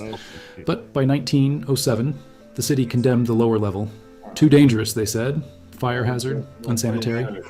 They sealed it off. The entire original street level of downtown Seattle, storefronts, sidewalks, entrances, display windows, was buried. Literally. You can tour it today. It's called the Seattle Underground. Walk through it and you see original storefronts. Look at that shit. That's under the ground. It looks like above the ground. Yeah. Yeah. That's Seattle Underground. Atlanta has display underground. All these places have underground. But you can actually go to Seattle and see this shit. It's called the Seattle Underground. It's like a tour you can take. Still intact. Sidewalks that are now below current ground level. Doorways that open onto dirt and rubble where the old Fucking streets odd. used to be. It's Purple odd. vault lights in the ceiling. What's now the sidewalk above? I mean, letting in purple tinted light. even if you've never seen any mud flood research before or anything like that, and you just go to Seattle on like a vacation and you're a complete NPC and you just go there for see the Space Needle or something, right? And you went on this tour of the underground and they showed you storefronts under the ground. You ain't gonna ask any questions about it. You're just gonna be like, oh, okay, that's normal. Like, Hey, nothing to see here, folks. Yeah. Do you remember the mall underground at the World Trade Center? I remember there was some shit underground there, yeah. Before they blew it up, you know. Yeah. Yeah, there's a lot of They had- vampire shit going on underground, is what I think. They had the best Or some kind of fucking creature. he's gonna turn into Buffy the Vampire Slayer and start going on. Goddamn, what was that? Abraham Lincoln, the vampire hunter, or whatever? The architecture isn't rough, isn't unfinished. These were finished, occupied commercial spaces. Shout out to built to Buffy. be seen, built for customers, Hell yeah. built for street life. Now buried 1 story underground. The official explanation is simple, practical urban planning. Cities needed better sanitation, modern sewer systems required proper drainage, streets needed to be raised to accommodate infrastructure. Perfectly reasonable, except. Why did this happen in so many cities at once? Chicago, 1855 to 1865. Watch this. Seattle, 1890 to 1907. But it's not just them. Boston filled in the Back Bay between 1857 and 1882. Raised land by 50. It looks like the pictures of showing them filling in the Back Bay looks like they're digging it out. It doesn't look like they're filling it in. They're in there with horse and buggies. I found the pictures. 15 feet in some areas. dig it up. Buildings that existed before the fill had their first floors buried. San Francisco did extensive regrading after the 1906 earthquake. Street levels changed. Original ground floors became basements. Montreal, Toronto, Cincinnati, Memphis all show evidence of street raising during the same general period, 1850 to 1920. This is the same period when maps stopped showing Tartaria, when statues started appearing in museums labeled Unknown Sculptor 19th Century, when the Smithsonian was founded to control artifacts, when the American Historical Association was established to standardize history, when the Committee of 10 decided what children would learn in schools, The same decades when 250,000 children were moved on orphan trains, when hundreds of asylums were built to house those who remembered things differently, and when cities buried their original street levels. Walk through the Seattle Underground and look at what they buried. The architectural detail on these basement windows, ornate masonry, decorative cornices, granite lintels, precisely cut keystones. This isn't utility construction. This isn't rough basement work. This is finished architecture, meant to be seen, meant to be admired, meant to be experienced at street level. Why build it underground? You wouldn't. It was built at street level, and then the street level changed. From the Seattle Underground tour guide documentation, the city rebuilt 1 story higher. Look at this one. Let's see if I can bring it up. Look, this is a picture of Boston. That's the State House, which is still there, and it looks like that. And then all these horse and buggy, and it's just, it looks like they're flooded in by mud. And then there was another one, if I can dig it up, of them actually digging it out in the Boston Common. You know, just, shout out to Boston. Yeah, shout out to Boston. Your son, yeah, no, I can't find it right now. All right, go back. Boom. What was ground level became underground. They're very clear about this. It's not hidden. It's part of the official history. Seattle raised its streets. Chicago raised its streets. Boston filled in land. Cities across America and Europe changed their ground levels. What I'm asking is why? The stated reasons are consistent. Flooding, sewage, modernization, infrastructure. But look at the scale. We're not talking about raising a street here or there. We're talking about raising entire city centers, burying complete street levels, rendering hundreds of buildings obsolete or requiring massive retrofitting. The engineering effort is staggering, the cost immense, the disruption total, and it happened across dozens of major cities within a 70-year window, all addressing the same problems. Flooding, sewage, with the same solution, raise the streets? Is that normal? Is that how cities typically evolve? Walk through a medieval city that never industrialized, York in England, or parts of Prague that weren't touched by 19th century development. The original ground level is still the ground level. Buildings from the 1300s still have their first floors at street level. No burial, no accumulation, no need to raise anything. It's got to be So singed. why did every major city that industrialized between 1850 and 1920 suddenly need to bury itself? Here's what the engineering records say. Chicago's sewage problem was real. The city was built on swampland at the edge of Lake Michigan. Streets flooded, waste accumulated, disease spread. Seattle's tidal flooding was real. Like, Built why at would sea you level, build the old city where flooded it's twice fucking daily flooding? during high tide. These aren't fabricated problems. But the solution? Raising entire city centers by 10, 15, 20 feet seems extreme, especially when you consider what it required. Rebuilding every street, installing new utilities, forcing property owners to either lift their buildings, expensive, risky, or accept that their first floors were now basements, while creating a two-tiered city where old street level and new street level coexisted for years before the old level was condemned and sealed. If you wake up and your first floor is now your basement, I think you need to start asking questions. Yeah. Why not just build better sewers at the existing What a grade? fucking Why lie, not improve man. drainage without changing the fundamental elevation of the city? The stated answer? The grade. Angela said, NDB, when's your next live? Maybe tomorrow, Saturday, yeah. So for those of you that don't know NDB, he has his own channel and he has his own show, BST. Bullshit. Him and Zulu one-sided it out. And subscribe to NDB. You can put your link in. I don't know. Just click on his thing. I give everybody a wrench. There you go. Click on his avatar. Needed to be higher for gravity-fed sewage Probably systems not to work 7. properly. Maybe. But I keep coming back to the timeline. 1850 to 1920. The same 70 years when maps of Tartaria disappeared from atlases. When statues lost their sculptor attributions and started appearing as unknown 19th century. When history was standardized by institutional gatekeepers. The Smithsonian controlled artifacts. The American Historical Association. We just got a $5 donation from B. Hendricks. Thank you. Thank you for the $5. You got $5 on it. He says, I got 5 on it. I got 5 on it. Thank you. You know, yeah. Thank you for the support. It Got helps. that ghetto stream. I got 5 on it. It takes a very lot to keep a group full of men focused Thank on the you. same. Thank you. Because On the same path. yeah, thank you. Because we're very poor over here. You know, Hold our on. entire Sins, neighborhood. which is one was black and you? white. Sins, in the picture on the screen, which one was you? I don't know, but we're really thanks for the $5. We're really poor over here. Our whole neighborhood is black and white.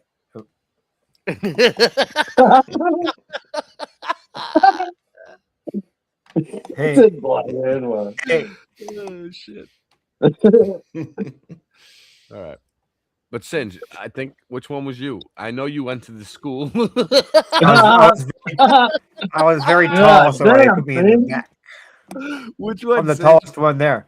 The back? Oh, so they made you that one right there in the middle with his head sticking out right there. Boom, baby. There you go. I say Singe. You weren't older than the rest of the kids. He was one of the workers. I'll tell you what, I am 58 years old and I look like I'm 32. I'm almost 30, almost 33. There you go. Controlling historical narrative, the Committee of 10 controlling what children learned in schools. When asylums were built to house hundreds of thousands, when orphan trains moved 250,000 children across the country, and cities buried their original street levels. Think about what that means practically. You're a merchant in Chicago in 1860. You own a building on Lake Street. You've been doing business from the ground floor for 15 years. Your storefront is at street level, large display windows, Dude, I remember ornate that. entrance, carefully chosen location because it catches pedestrian traffic. The city tells you, we're raising the street 8 feet. You attend the public meetings, listen to the engineers explain the sewage problem, the flooding, the health concerns, all legitimate. But then they explain what will happen to your building. The new street will be 8 feet higher than your front door. The engineers walk through your options. You could pay to have the entire building lifted. Jack screws, specialized contractors, months of dangerous work, costs more than most buildings are worth. Or you could adapt.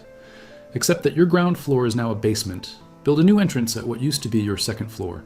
Install stairs down to your old storefront for customers who want to access it from the new street level. Hope people adjust to the change. Or you could sell, cut your losses, walk away. Let someone else figure it out. Most people couldn't afford the lifting, didn't want to abandon their businesses. Hold on, that's so they crazy, adapted. though. They're just Ralph Lauren, but look, it looks like that's the first level right there, and this is on stilts. Oh, I remember that's how poor you were. That's I don't just know. outside. That's like That's just yeah. Okay. Yeah. Okay. All right. Ray, I remember how poor you were when you were a kid. When your dad gave you your birthday cake, he gave you a picture of a birthday cake, and you sat there all day trying to blow out the candles. Yeah, I remember that. That's how poor we are. Positioned at 5 feet high, perfect eye level for pedestrians, ended up at ankle level, looking up at the bottoms of passing feet. Their main entrances became basement access, dark, awkward, requiring. Yeah, you know, like we'll take all the support we can get. Like if you want to get a membership, I have members only content on my channel. Want to be a member? Want to be a member? Want to be a member? Also, I have Teespring. We have our own merch. We have tons of merch. You just got to look at the Teespring, and then we also have you can do super chats and stuff like that. So that'll help. It all helps.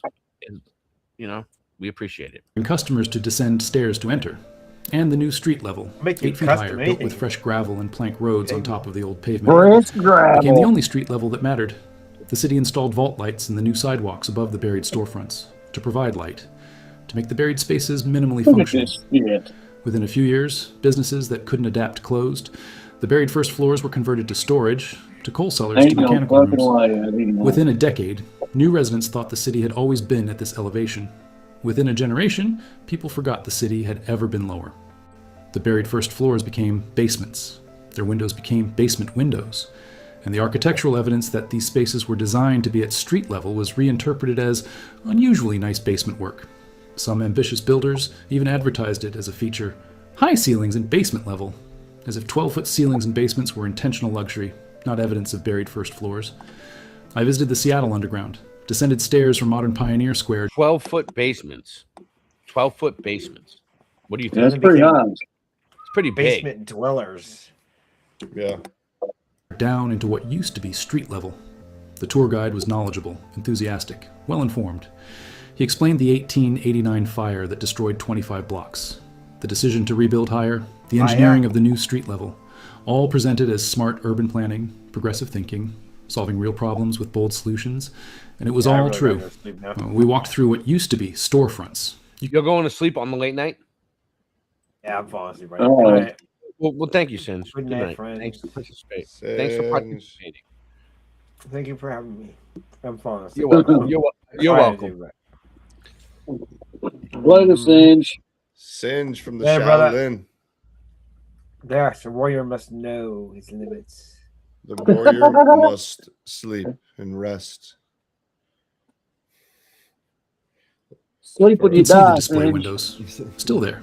Original glass in some places. I'm not going to sleep. Frames I'm going to intact. deeply meditate. We are given one of the most Well. important narratives to this point, to our research, in my opinion. We have the Pontifical I threw a curveballs at you right there. College, Josephinum, where Joseph comes over to the USA from Germany in 1867. 3 years later, he becomes a priest and has his own church within a few months. And he gets to buy the house next door, of course, to support 12 orphans. And do we all know about the orphans at this point? Possibly a repopulation tactic that was going on in the 1800s. It's very interesting. Was it only 12 orphans? Or was this one of the places that they would send the orphans through to get them into society? Because who would ever question Joseph the priest from the 1800s? You know, the guy that just randomly shows up from Germany, has all the money ready to buy houses somehow, to support orphans. It all checks out, of course.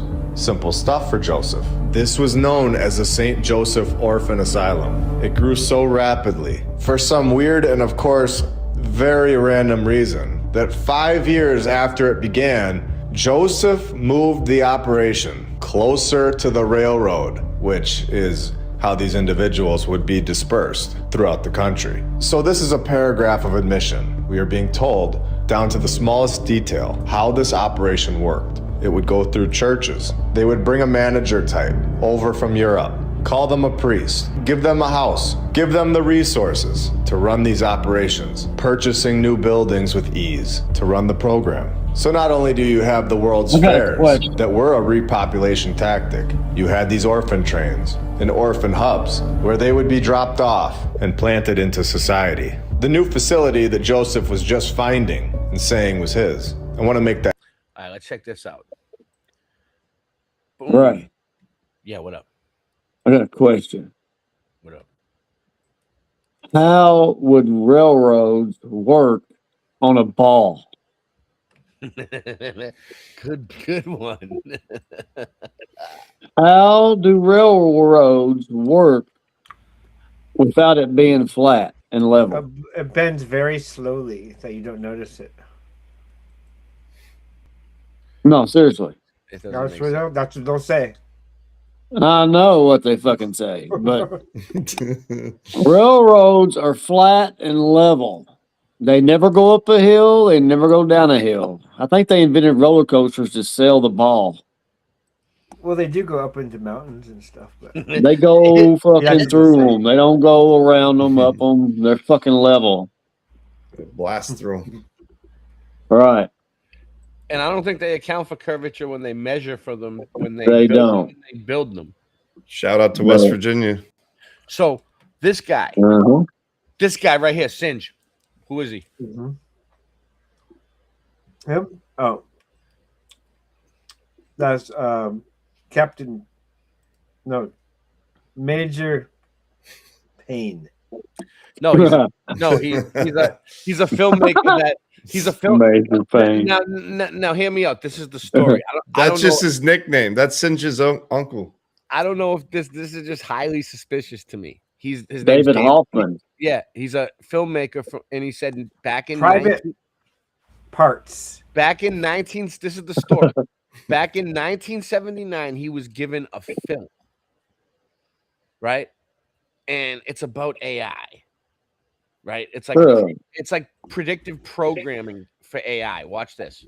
Captain What Sabo. I'm saying is like, I don't know if he was really given this film back in 1979 or whatever, or if it's a new film that the AI made now to look like that. Let's David Hoffman, watch this. filmmaker, about to show you a short film that is unbelievably amazing, Hoffman. done in 1979. It's beautiful, touching, peaceful and looking at the future, a future that hasn't happened yet. So back in 1979, I'm in my office in New York. I'm a filmmaker, and a guy comes in who's a writer who wrote this film. And he shows me it in the office, and I'm blown away by how he made it and the feeling it gave on the script.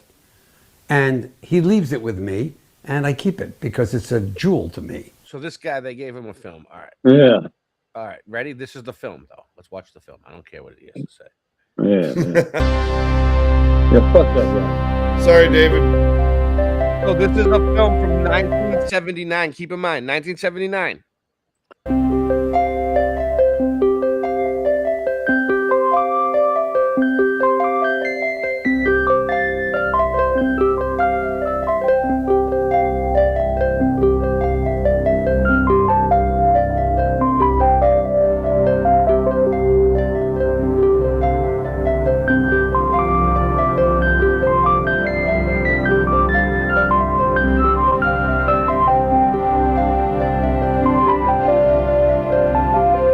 Now it just looks strange to me. Like, is it really from 1979, or did the AI make it recently to look like that?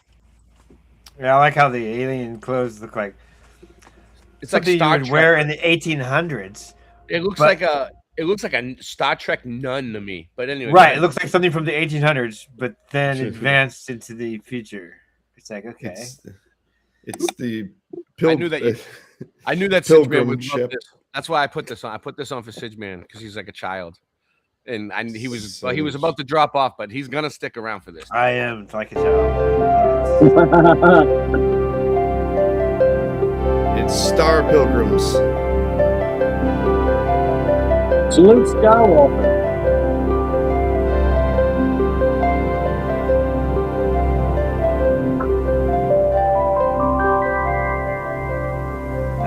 Who are you? A friend. I'm Johnny. What's your name? What do you do? Many things. Like what? I will try anything. What do you like to do? Games? Know any games? Yes. Chess, baseball, bridge, diplomacy. No, something different. Different? Something. It's almost like when we talk to like Alexa. I don't talk to Alexa, but you know what I mean. Like, yeah, Yeah, I did that today. I'm like, nope, that's not it. Try it again. Yeah, exactly. But this is from 1979, before like anybody even knew what AI was or anything like that. But this somehow they made a movie about it. Somehow they made a movie about it. It's something floating in the air, basically, in front of them, or an android. We don't know. Do you know scissors, paper, rock?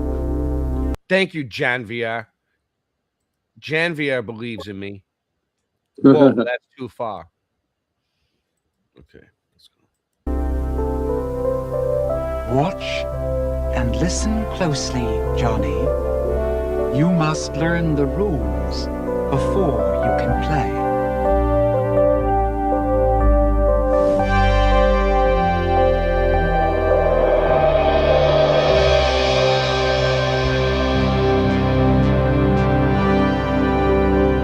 Scissors cut paper. Paper covers rock. Rock breaks scissors. It's teaching them rock, paper, scissors. Paper covers rock. Actually, I made a new and improved version of that. Yes. No, Scissors no, cuts Drew. paper. This isn't an AI made video. The guy at the beginning of the video said that it was a real video that a filmmaker made back in the day because he's a filmmaker and they were friends and he gave it to him. That's what he said. So he's saying that they're trying to. This is on YouTube, so they're trying to put this out like it was organic, like it's from the 1979. But like, who knows, right? Like, what if they're trying to psyop us? You see that on the right? I don't It has trust these no one. words. Yeah. It says fan. You see on the right, it says fan. Fuck 'em. Go red, and then Fuck from 'em, the Red. top down, it says far age nod. Whoa, and And upside down it says Don Iga Raff. Well, yeah, it didn't work that hard. Work harder, you can get all the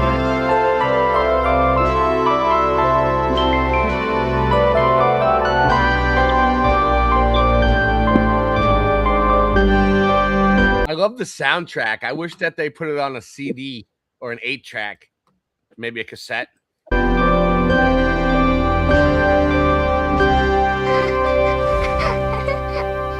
That was fun. Each one has strength. Each one has weakness. Only the way you choose is important. That's already been done, yes. So now it's Okay. teaching them critical thinking.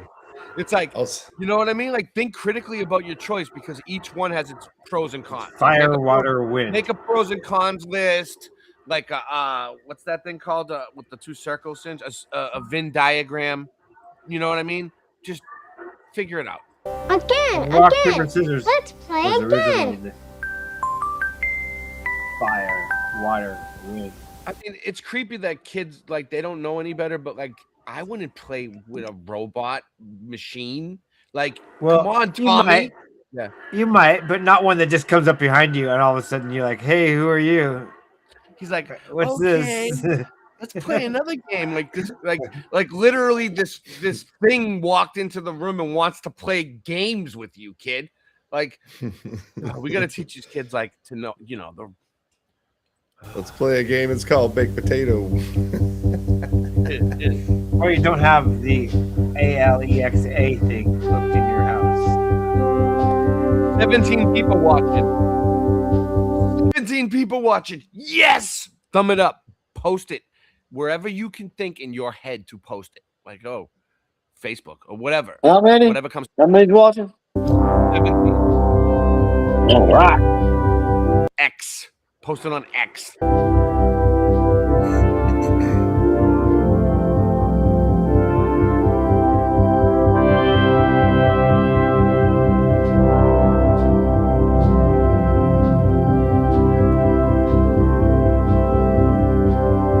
I need a bib when I eat.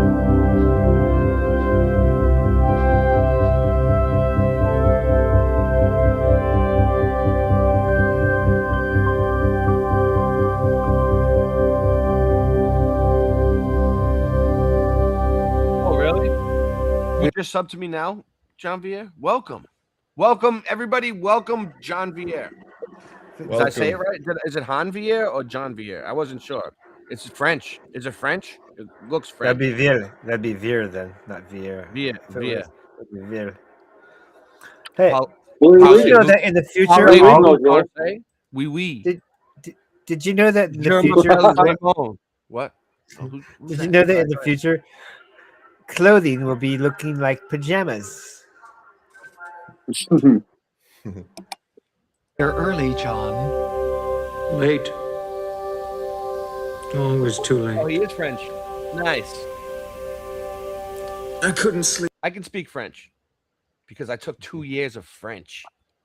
Yep, I can see. Garbage. Is there garage, something bothering toilet, you?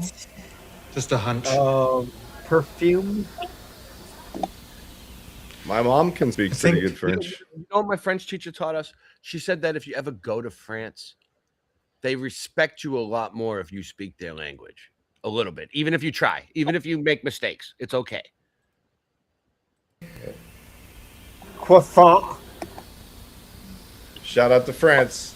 Let's go over the case again. France. From the beginning. Paris, oui. Bid 14. Neurosurgical ICU 31556. Johnson M.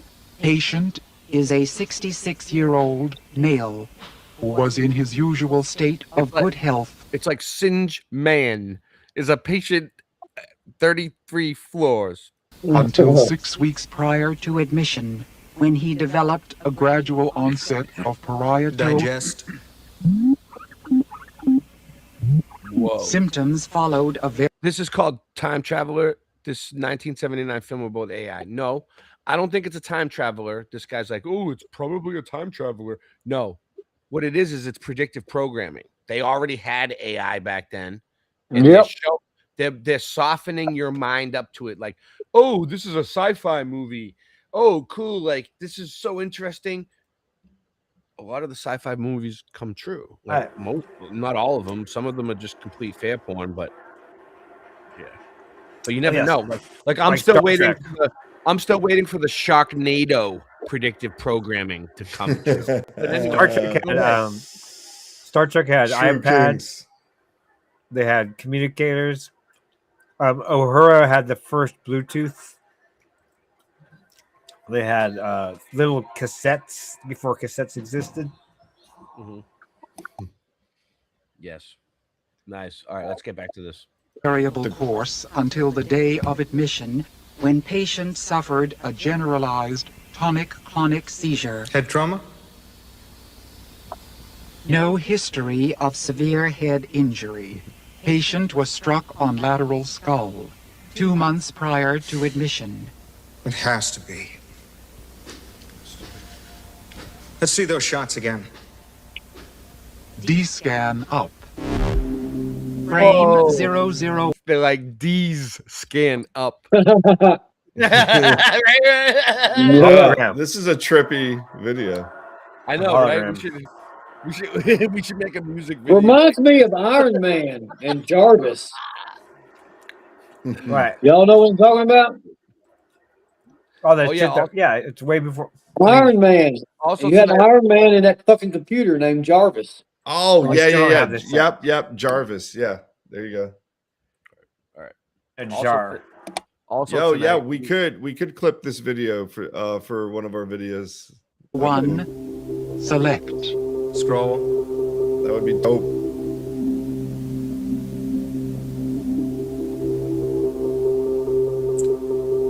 Nothing abnormal here. So that was a nice hologram for 1979. On exam. Yeah, there's nothing weird. He's like, nothing abnormal here. Like, no, there's nothing weird about this. You're just like talking to a brain, holographic brain in the middle of the room. Yeah, it's fine. In the ER, patient was found to have mental status changes and was admitted for observation and evaluation. In the next 24 hours, patient became progressively obtunded and is presently comatose, requiring ventilatory support. So what is it, like a doctor? That's like a doctor. That's like an AI. So they got the AI, like, is that the next step? Is that the next step? They're going to be like, well, AI can never make mistakes. So we're going to let them be, we're going to have AI surgeons. We're going to, you know what I mean? Like, I don't know. Give me an occipital slice. Temporal lobe.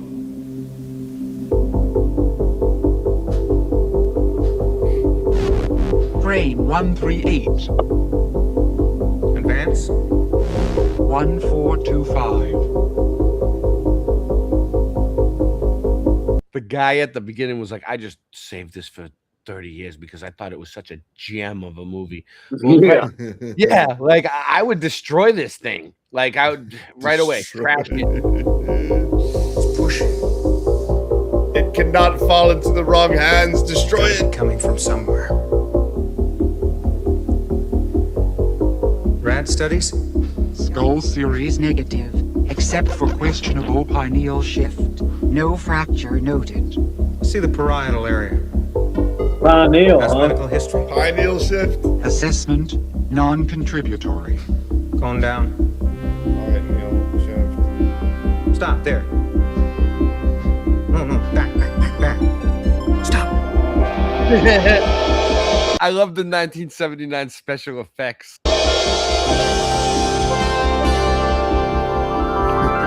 We're seeing something new, John. That's it. I mean, think about like how they must have done this before, if they did it before there was computers in 1979, before we had all these programs to do it.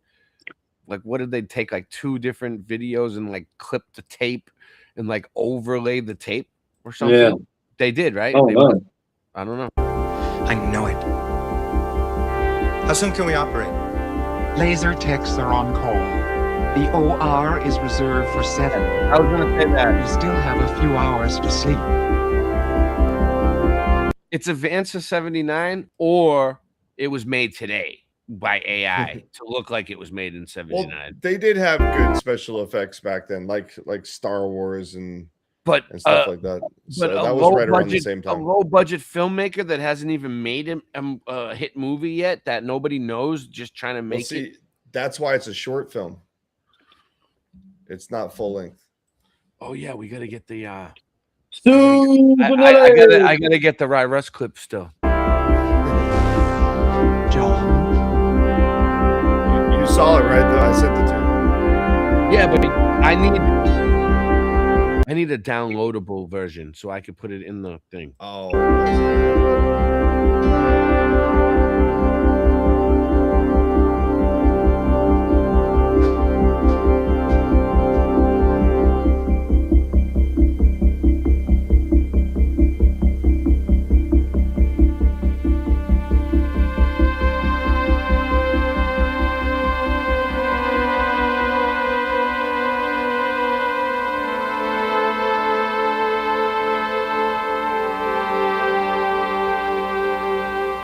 Yes. Yes. Tell me again. Remember, it was the first time you played the game. Yes. Oh, that's him now. I He's old. remember. And was Rock, fun, paper, scissors. wasn't it? Oh, what's it You say? remember well, John. Wait up. So this is like he was 5, so now he's what, like 90, 80? So this is like 70 something years later, we'll say 60 years later, whatever, right? Long ass time later. That the AI remembers when he was 5 and he's trying. Let's see, this is a trip. I remember. I taught my son the game. You taught him this. That's the thing, the AI won't die like us. It'll have a long ass fucking memory.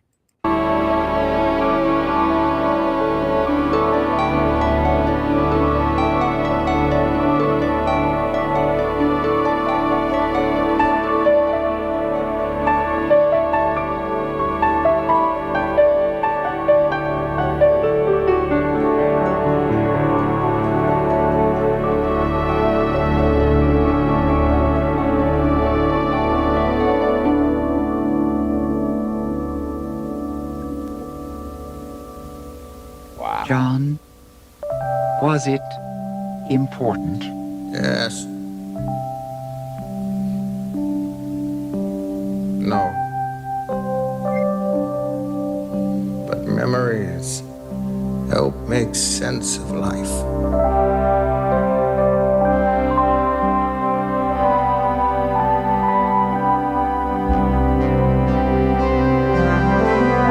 That's a trip. Memories help make sense of life.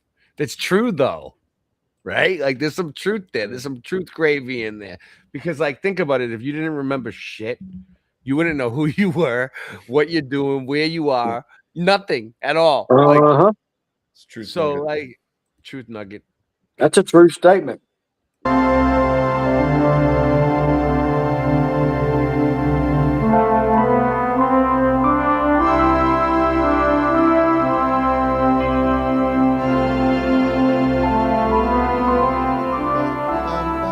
Remember?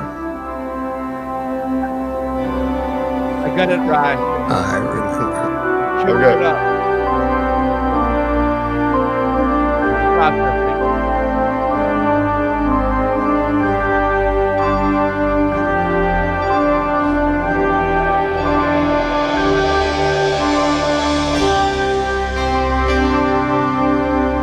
Dude kind of looks like Albert Einstein. No. Pigment glass. I don't know. We're gonna wrap full circle with pigment glass. Prism glass. That is fucking weird. That's weird.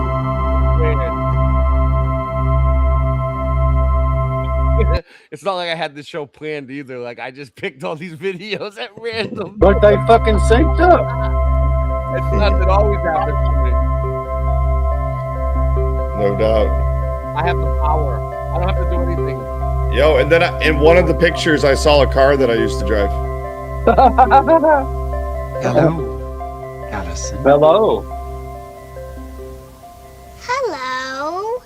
Hello. I have something I would for be you. like, What? get away A from game. my little girl. Yeah. You want some Do you candy, know little girl? Scissors, paper, rock. Sure, I learned it from my dad. Yes, I knew your father well. And I knew So his now they're father. saying this computer can Before go that. on and like talk about you and for your future children and grandchildren. Like, Is that what they were saying? I stopped paying attention because I was queuing something up. What happened? I think it's like she's talking to that computer still. That the thing that's been around since that kid was 5 is now talking to this other 5-year-old who knew her grandfather or father. So it's kind of like this computer like knows all and remembers all because it doesn't die. So what if that's true though? What if the AI has been here since a long ass time? Right. It's and it always been remembers- here. Like it's always been here. And it remembers the whole timeline and shit, but Yeah.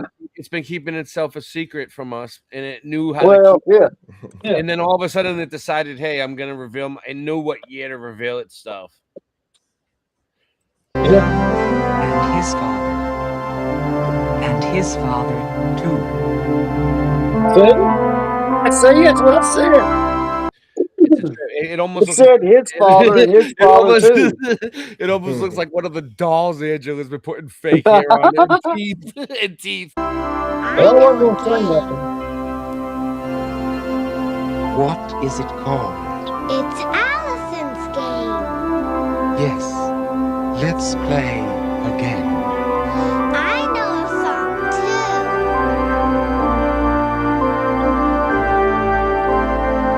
Yeah, this is a gem of a movie, that guy said at the beginning. You know, I hope you Here he is. enjoyed that. And I think to myself, I did enjoy it. 41 years from now, what film being shown now will accurately look at what the future will be like. And I know some of you, many of you, So talk about many bad of future, it's all going down, it's all Simpsons. better before. But you know, that Family kind of Guy. conversation was always going on. Back when I was a kid, it was better in the 20s. Back in the 20s, it was better in the cowboy era. I feel that 41 years from now will be different, for sure, and may very well be better. So ask yourself, what now could we show that 41 years in the future maybe still hasn't happened, or maybe it has, but improved the world? I think that's a challenge worth taking on. Thank you for watching me. How did that Thank you for watching my improve the world films. in any David Hoffman, way? filmmaker.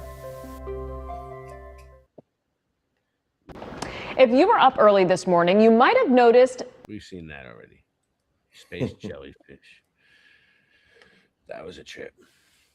That was a trip for Yeah, sure. that was definitely worth watching. See, that's why I pick weird movies at random. All right, so we're starting a new segment on the show. It's kind of like fan mail, but it's Rye Russ's segment. Please buckle your safety belts and fasten your tray tables. It's story time with your favorite uncle, Rye Russ Real. Story time with Rye Russ. Go ahead, Russ. Hey, Russ Real. And warning. This is for entertainment purposes only. What up, Blue Pac-Man? Come to Boston Ray Mudfoot Adventures channel. That's where everyone is. Yeah, go ahead. Okay. Entertainment purposes only. So yeah, let's we'll start off with the first. I'll do two short stories since it's the first. Yeah, you don't have to. It's the first of the segments. So I think the first one I want to start off with, when I was about 15 or 16 years old, a lot of the kids in the area, they would talk about, places to hang out and stuff. There were these kind of secret locations you could get to. Some were at like rivers and places here in Florida. But one place that we kept hearing about was called The Thump. So they called it the Thump. And I'm like, what is the Thump? And they're like, you've never heard of the Thump? The Thump of Sable Point. So I'm like, what? I'm like, I know that neighborhood is like a vast area. You could get lost in that neighborhood. My nickname was the Drunk of Sable Point, but yeah, go ahead. In high school. Yep. So it became a place.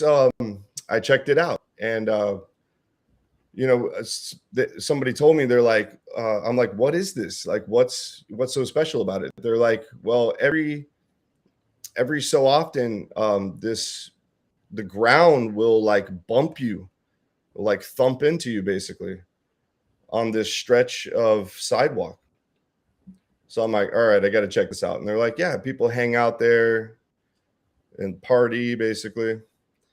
So I'm out there partying, and I had a stopwatch, and it turns out it was like about every 3 minutes or so, the ground would actually bump you, and it would kind of like knock you up a few inches and off your seat basically.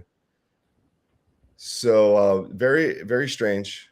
No one ever could explain why it did it. It was on there were giant power lines above it that went down this stretch.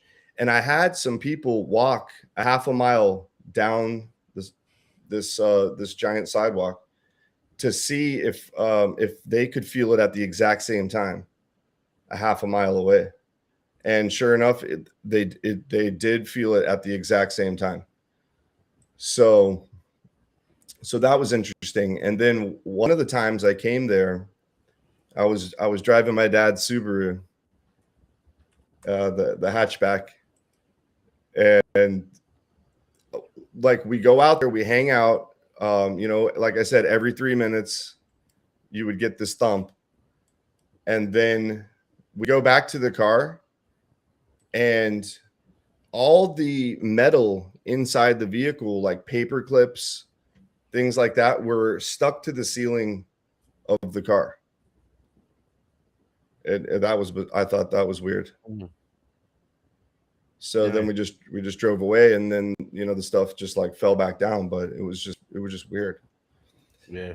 So that's one of the stories for story time. Story number 1 done. All right, what's story number 2? All right, story number 2. Okay, so me and my buddy, we this is back probably 20 years, and we get some strong mushrooms. Mm-hmm. And he's like, bro, there's explicit instructions, don't do more than 1 gram. And I'm like, no, I was like, no, give me 2. So what happened? So he takes 1, I take 2. Mm-hmm. And at some point I get out this old school Casio keyboard. I need to find it. And he's playing some beats off of he has like a phone app playing beats. Mm-hmm. And we're jamming out. I'm playing this little old school Casio from like 1980 or something. And then all of a sudden, my wife comes home. So it was kind of, she comes home from work and stuff. And so it's like, it was kind of weird. Kind of like killed the vibe a little bit, but she was cool. And anyway, we end up smoking some weed, and I packed a gravity bong of some Purple Urkel. And after I took the hit, my hair was like shot out like a giant afro, and the other people in the room were like, they're like pointing at it and they're like, oh my god, look at his hair. The purple. Shout out to Purple Urkel. Dude, they're laughing hysterically, bro. Like, And then I look in the mirror, I'm laughing my ass off. I've never seen anything like my hair's never done that before. I remember Purple Urkel. Yeah.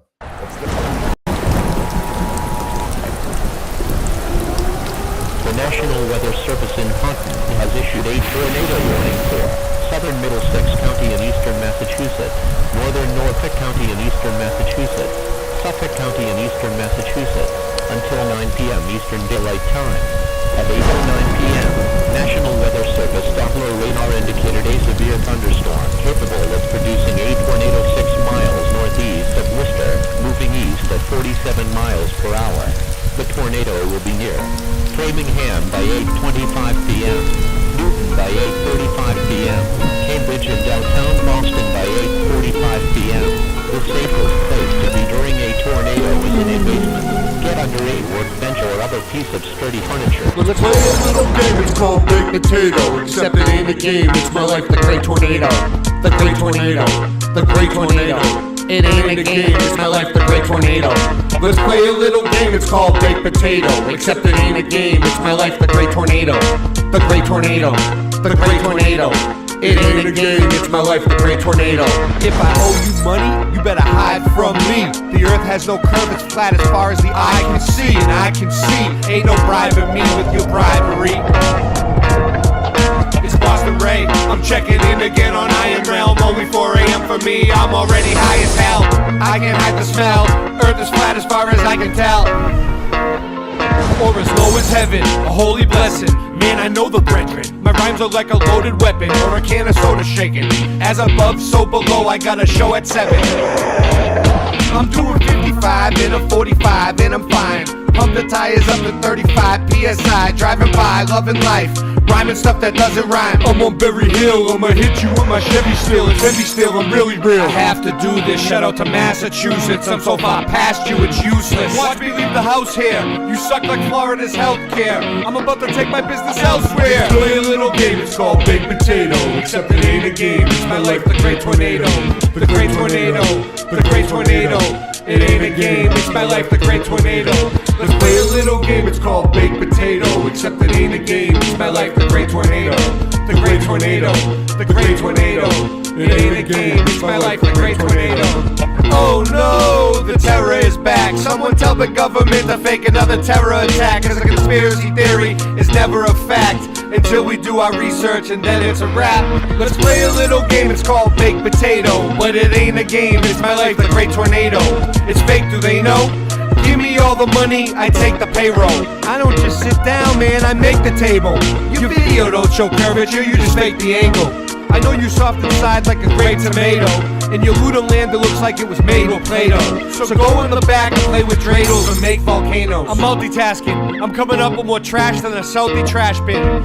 How you gonna say I did something wrong? How you gonna say I don't hit the bomb? Now you wanna say, man, leave me alone. You tryna stain my image? You can't stain my image. In high school, my nickname was Stains and I was named by women.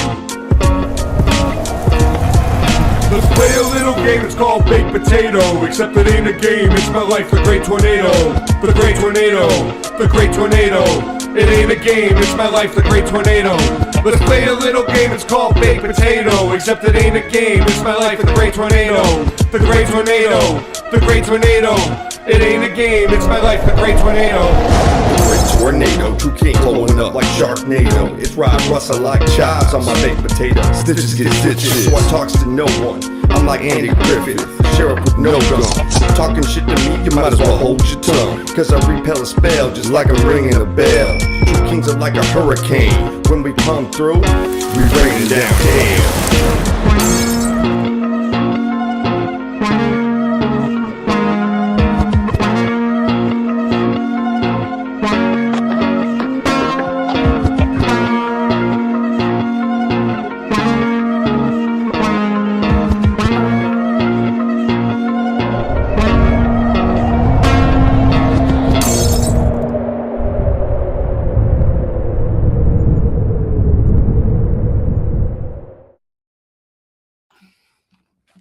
So that was cool. 6 Inch Man dropped off. I got a video that Sue Finelli gave us. That's what I was doing right now. Get things done when the music's playing. All right. Oh, looks like NDB dropped out too. He'll probably be back. He drops in and out. Shout out to NDB. Shout out. Thanks for coming on. Either way. Oh. Is it going to be sound? Let's see. Hold on. Yeah, there should be. Wow, this is Paramount, but this is also Internet Archives. So it should be good. We should be able to play it. Good job, Sue. What is it? 18 people watching now. Post it. That's the best thing you can do. Thumb it up.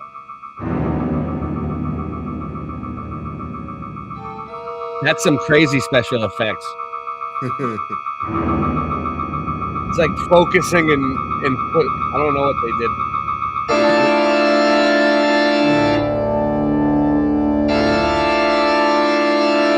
Loud as fuck.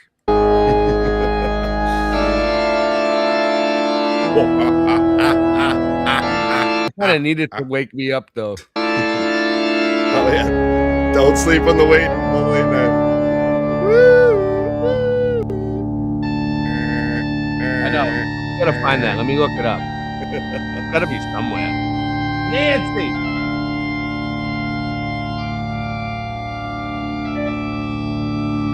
Don't sleep on the late night.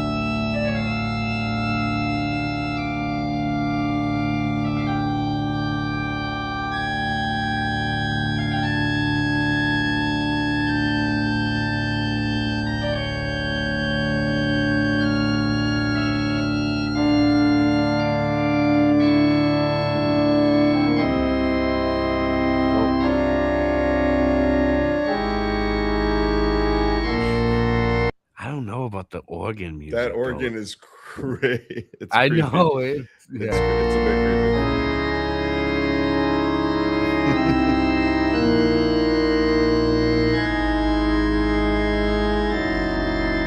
I mean, needless to say, this organ player is no Christian Knapp.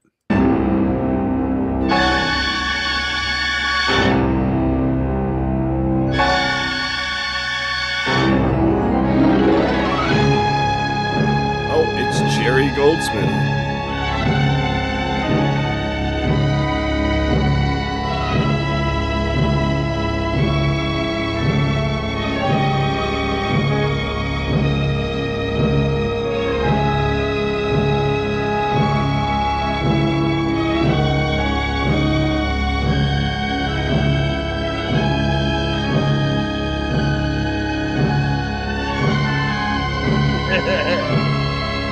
Rye. Yeah. I said she was a catfish earlier. She can make a show about it. I don't give a fuck.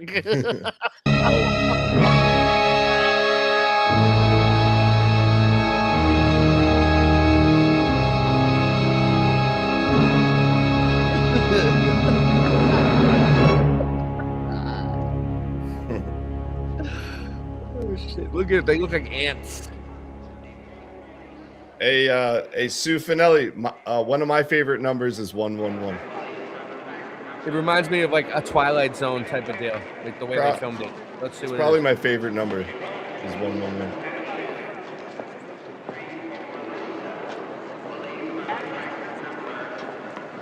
No, it's called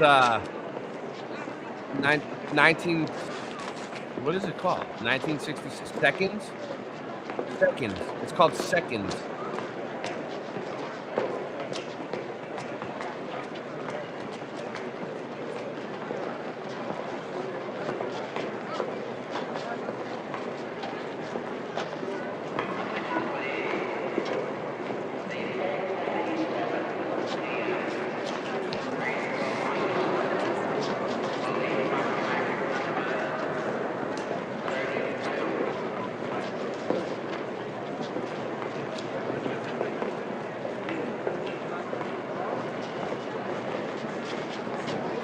Rock. 144 hertz.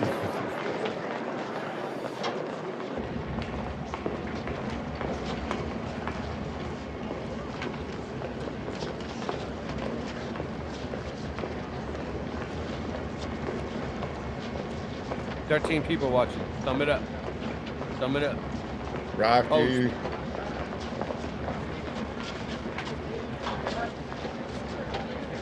We're on every channel on every platform. I was watching Rocky on Saab's channel. Yes. Oh yeah. Yeah. What, I think it was last night. What's going on here?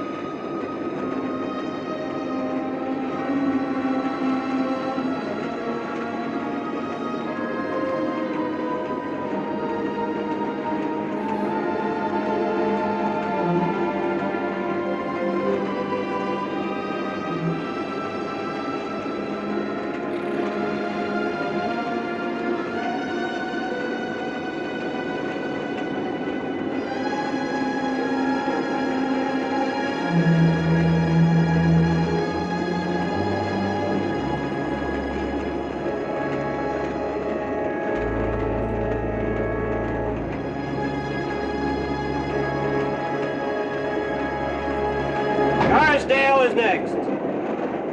Scarsdale is next.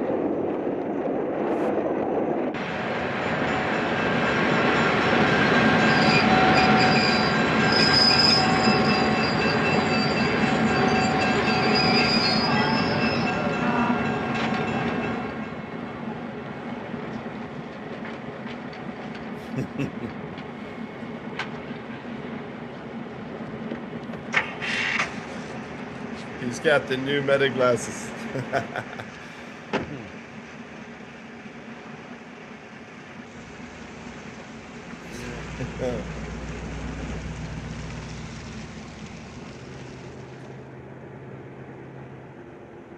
Good day.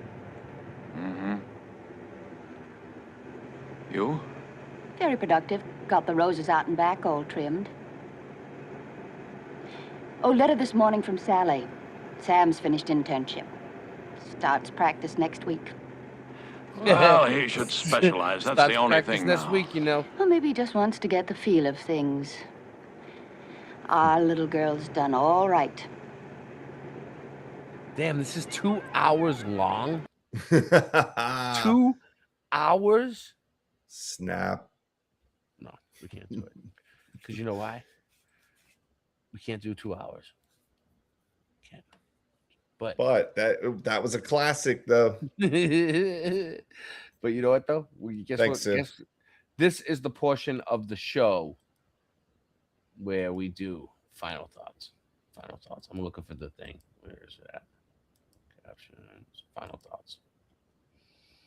So, whether my final thought about the whole Antarctica thing is it's the key. We need to explore it.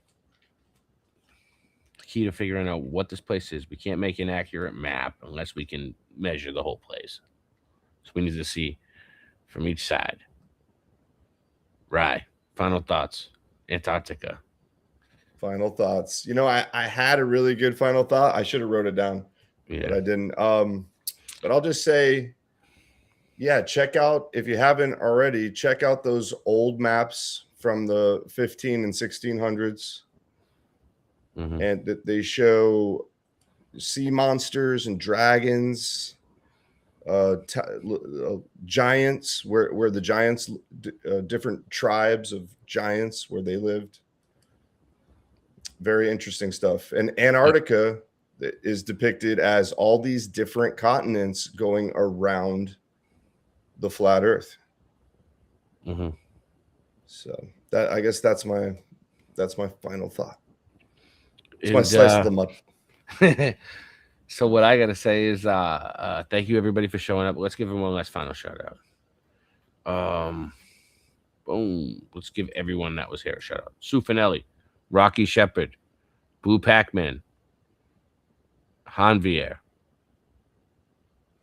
John Vier, Sue Finelli, Rocky Shepard, Drew Duncan, MMA Paradise, 33 NDB.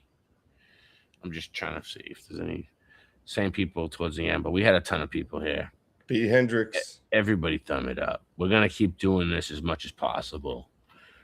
Support the show the best you can. Whatever, if you can't, don't worry about it. It's no big deal. And you know, even though we've been going for about 3 hours and 37 minutes, it still seems like the show was over quicker than quicksand.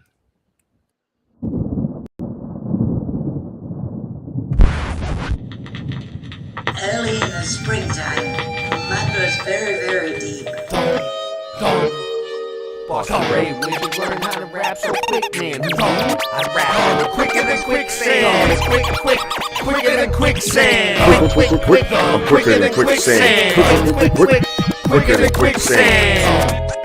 Quicker than quicksand. Where'd you learn how to rap so quick, man? Me, I rap quicker than quicksand. Do a slick dance, need a drum with a kick like a kickstand. Hear this Latin mix, man, is it a disc band? Stuck on the bricks like a bricks man. Mess up the studio's mix plans. Producer can get mad, it's like you need 6 hands. Sending the chick fans with the wristbands, right? That's why you all get banned. So if you add the 6 hands and 1 kickstand to do a slick dance and mess up studio's mix plans, the producer can get mad at the chick fans with the wristbands, Ray. Why do you rap so quick, man? Who me? I rap quicker than quicksand.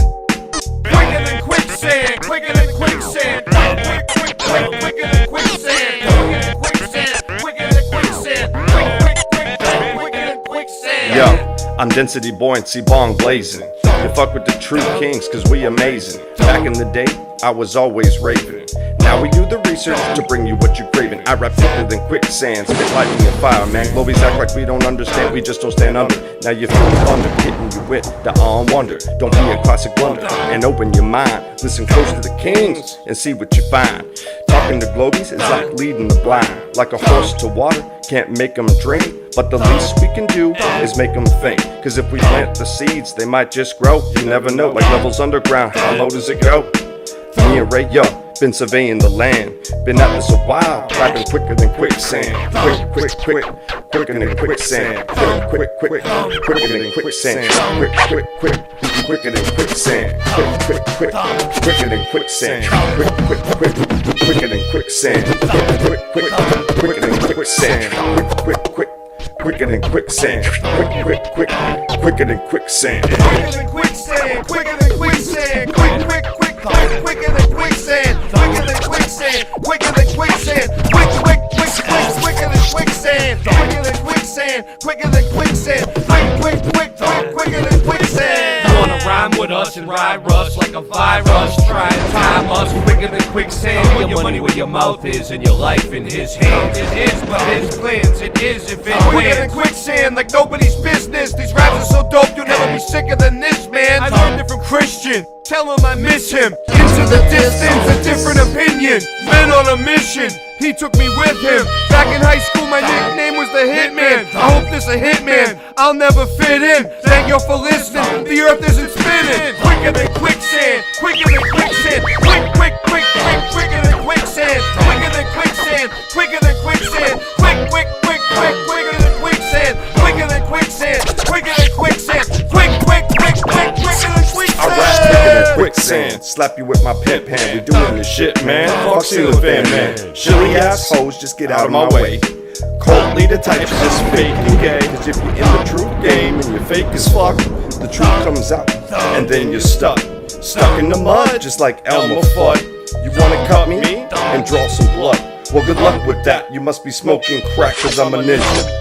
And this is what the truth brings you. Quick, quick, quick, quick, quicker than quicksand. Quick, quick, quick, quick, quicker than quicksand. Quick, quick, quick, quick, quick, quicker than quicksand. Quick, quick, quick, quick, quick, quick, quicker than quicksand.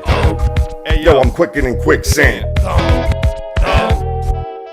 Quicker than quicksand. Quicker than quicksand. Quick, quick, quick, quick, quicker than quicksand. Quicker than quicksand. Quicker than quicksand. Quick, quick, quick, quick, quicker than quicksand. Quicker than quicksand. Quicker than quicksand. Quick, quick, quick, quick, quicker than quicksand. Quick, quick, quick, quicker than quicksand. Quick, quick, quick, quick, quicker than quicksand. Quick, quick, quick, quick, quick, quicker than quicksand. Quick, quick, quick, quick, quick, quick, quicker than quicksand. Hey yo, I'm quicker than quicksand.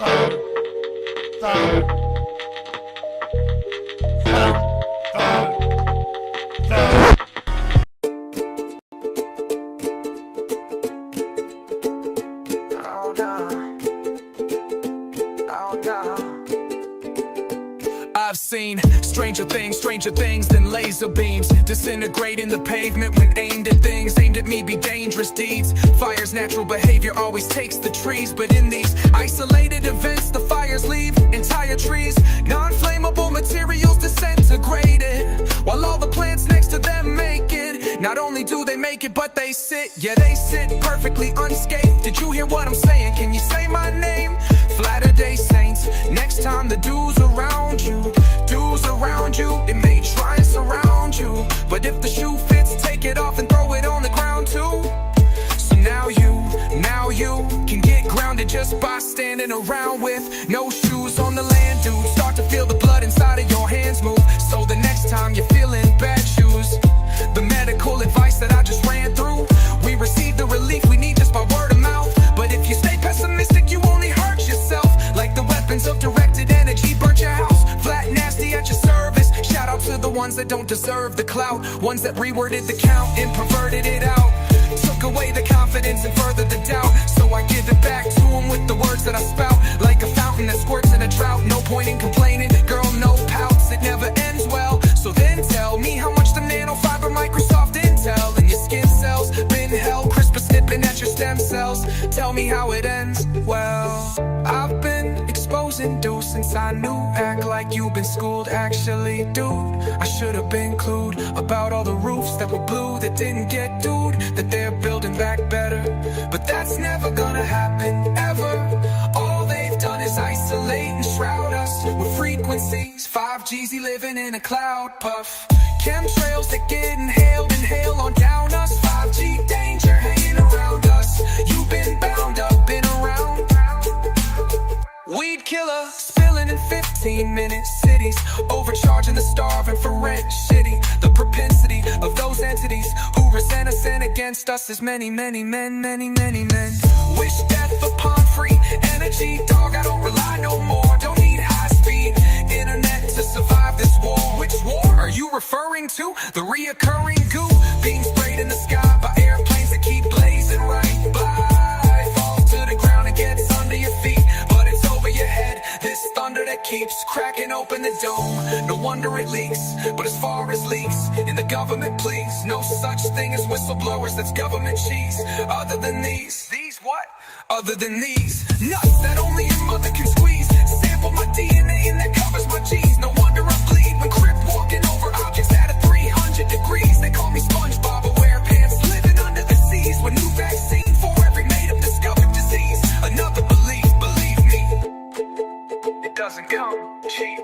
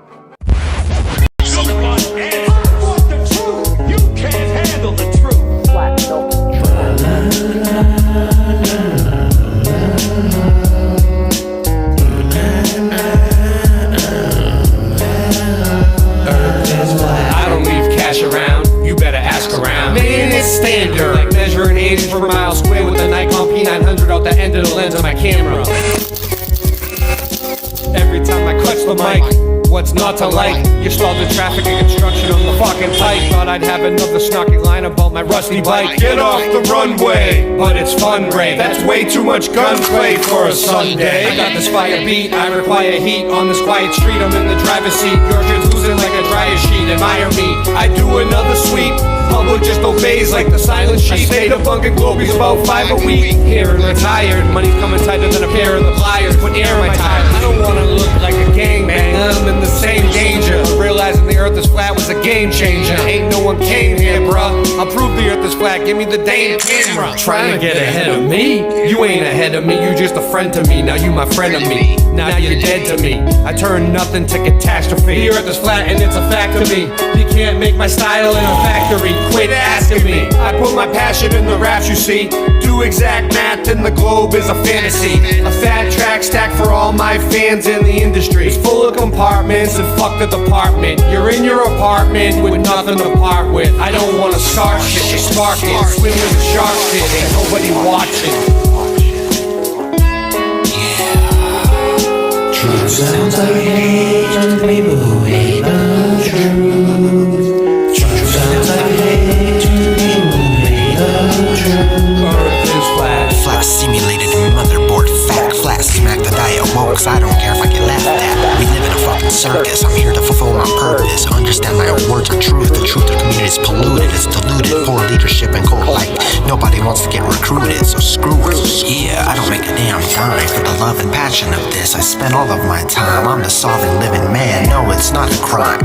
People are very lost. All I hear is the cries. The systematic struggle, it's all by design. Controlled opposition is all plain sight. As I spit on the mic, I'll tell you the secrets. Doesn't mean they'll listen. All I hear is the crickets. I am the servant for wisdom and seeds I will plant. Time to grow up, time to be a man. All I see is sissies who make the system what it is. A bunch of men turning into women. They don't even like pussy, only see men. Let go of ego, nothing here is worth it. Only the truth will prevail, it deserves it. It deserves it. Okay, time to get this straight. For 200 years the masses had to wait for us standing in line at the gate. Me and my mates are removing the shade, shining all the light on the plain obvious. It's our fate. We're all about truth, we don't care if they donate. We all dwell in the old world paradise. Past lives I lived happily, now melted and flooded out. Mass hypnosis, nothing but savagery. A mass cover-up to hide this disturbing reality. Yeah, I'm here to say it's time, truth seeker. Deception is the grim reaper. Do not believe the lies without using your own mind to decipher. Check it, the name is Desmond Anthony. It's leading the strategy. Something is definitely happening very rapidly. Gonna take the shit to the rapping academy. I don't care if they're mad at me. I'm gonna speak my mind. I'm gonna live happily. As time goes on, the masses will awaken just gradually. Yes, sir. Remember to decipher. Stop falling for all of the bullshit. The diet woke and the idiots. The world now set in stone, stripped to the bone. Advanced truthers, yeah, you're not alone. The only way out is in.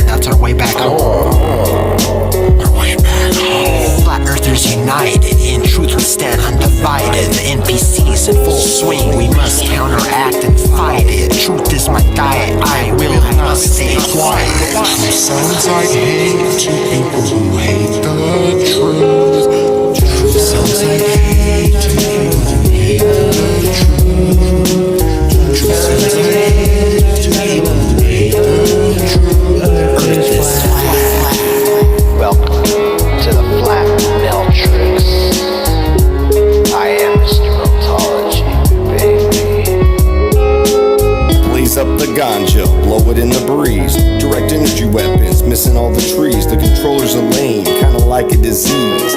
Tell those sons of bitches you can suck on these. Who am I? Rye Russ, size shoe 15. Who am I? Rye Russ, size shoe 15.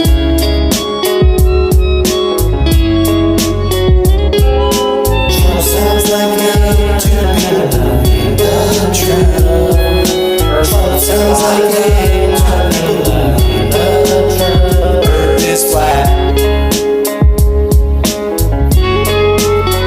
Earth is flat. You can't handle the truth. You can't handle the truth. You can't handle the truth. You can't handle the truth. You can't handle the truth. You can't handle the truth. You can't handle the truth. You can't handle the truth. You cannot handle the truth. You can't handle the truth. You cannot handle the truth. You can't handle. Earth is flat. Earth is flat. Earth is flat. Earth is flat. Earth is flat. You can't handle the truth.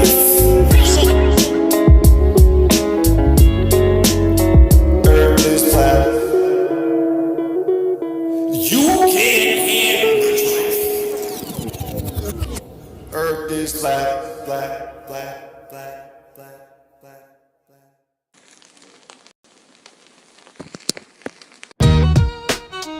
Yeah, yeah. The true kings just walk up to the mic and grab it. Cause spitting fire isn't just a bad habit. Like the hamburgers they serve that you just gotta have it. Like astronauts blasting off to other planets. Wascally rabbits. They're creating enough, you get it a fuck. These kids nowadays are so enslaved, minds so depraved. Spend their time going to raves. Not even old enough to shave, but they know every planet's name in outer space. Outer space! But outer space is fake. Wait. What about all the pictures NASA takes? Masturbate.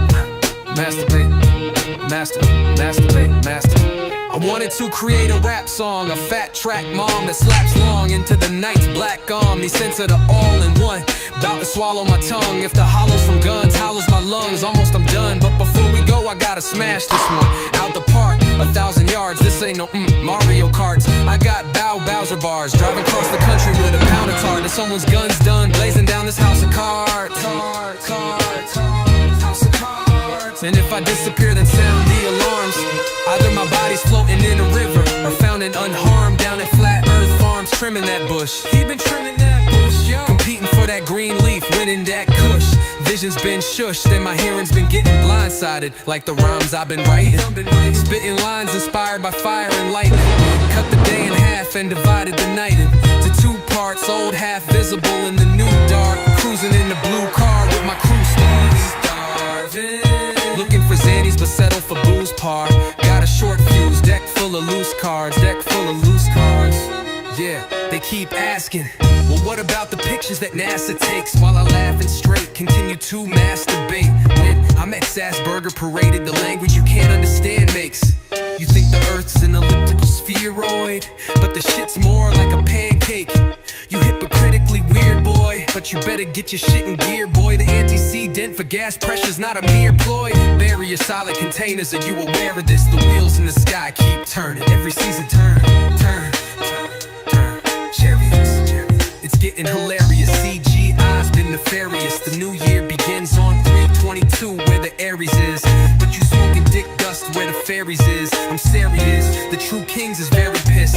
Fairy tales that you fanboys is married with. Take your hands out your pockets, palms is too hairy, kid. Too hairy, too high. We very supplied with military knives. Blow your spinning cherry balls to the high heavens. Heathens, brethren, seedlings. So, if you like this song, go sing along. Swing that dome. Or keep your hands in your pockets. Open up your optics, it's getting toxic. Spitting logic, level heads off their rockets. Rockers, stop it, mic drop. Shit, hands in pockets.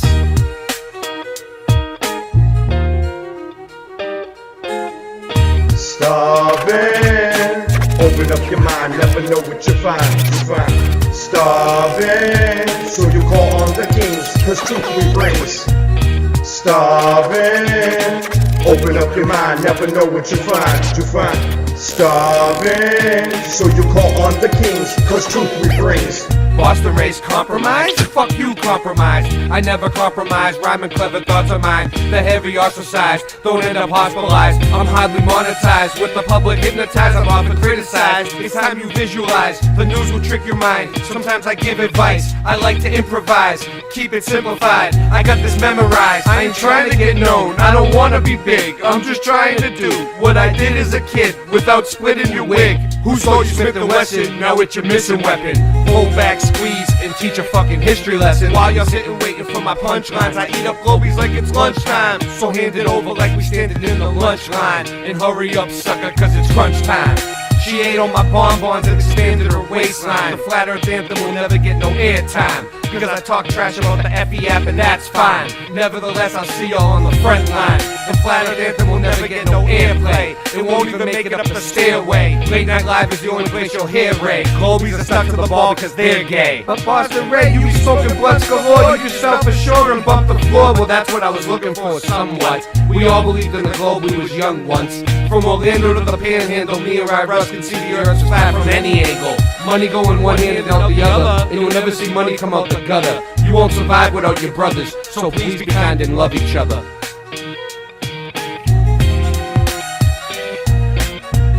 Starving. Open up your mind, never know what you find. Starving. So you call on the kings, cause truth we brings. Starving. Open up your mind, never know what you find. Starving. So you call on the kings, cause truth we brings.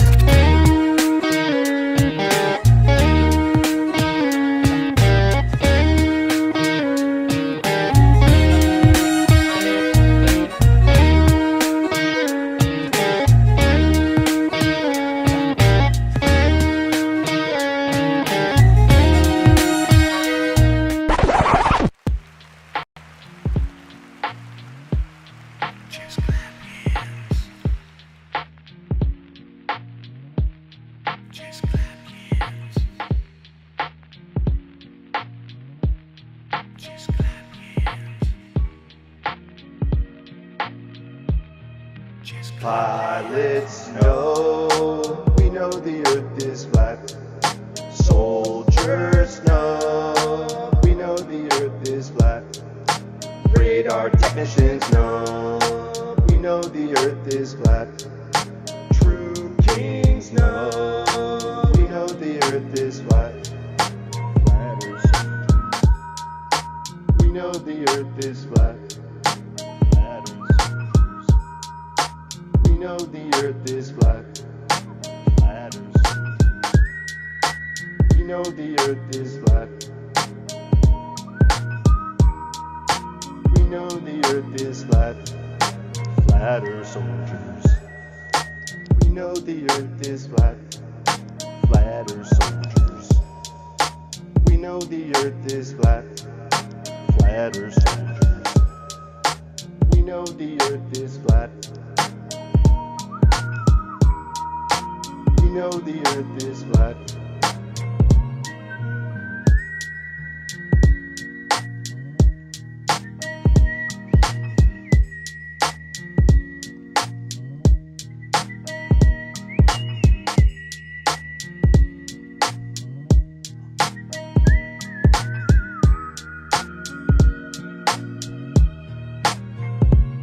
It's Ry Russ on the mic and nobody can believe this. Lyrics coming out sounding like a thesis. We spit about flat earth and other truth or topics. When we go on vacation, might be going to the tropics. And we just can't stop having people saying when the next track gonna drop. You know we just won't quit. Hashtag Mud Mob and you're gonna feel it. It's Ry Russ from Orlando. You might see me rolling up in the Lambo. And we got bars for days coming at the audience all kinds of ways. We make videos, music, and we do research. Got an online shop selling hoodies and t-shirts. And we got mugs and caps, toughest shit you need rolling up in the tracks. Pilots know, we know the earth is flat. Soldiers know, we know the earth is flat. Radar technicians know, we know the earth is flat. True kings know, we know the earth is flat.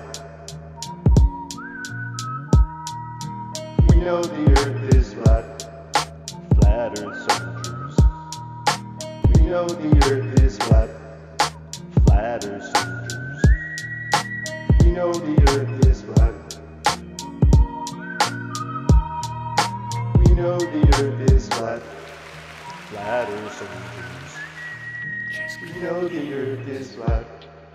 Flat earth soldiers. We know the earth is flat. Flat earth soldiers. We know the earth is flat. We know the earth is flat. In a nanosecond. The problem is we don't have the technology to do that anymore. We used to, but we destroyed that technology, and it's a painful process to build it back again. When you said that just now, did it sound stupid to you? Kind of.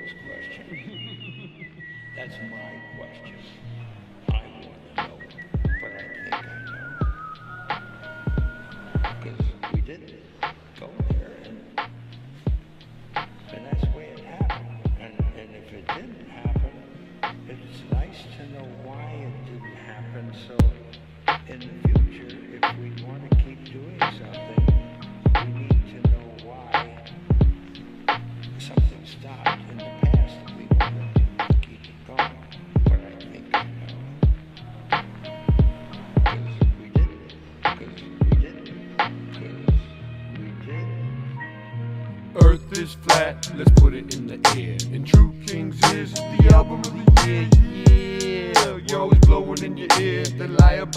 on the news every year. God created Earth and he put in the firmament. The Earth has been flat, I guess you're bad at learning it. Me and Raya always burning it. He separated the waters above from below. You're underwater, bitch, inside of the dome. Oh, the more that you know, you ain't gonna eat if you have no grill. When you're told chill, you run your mouth at your will. The lack of parallax, no one does the globe math. Why do we even gotta ask? The earth is flat, who told you that? We know the facts.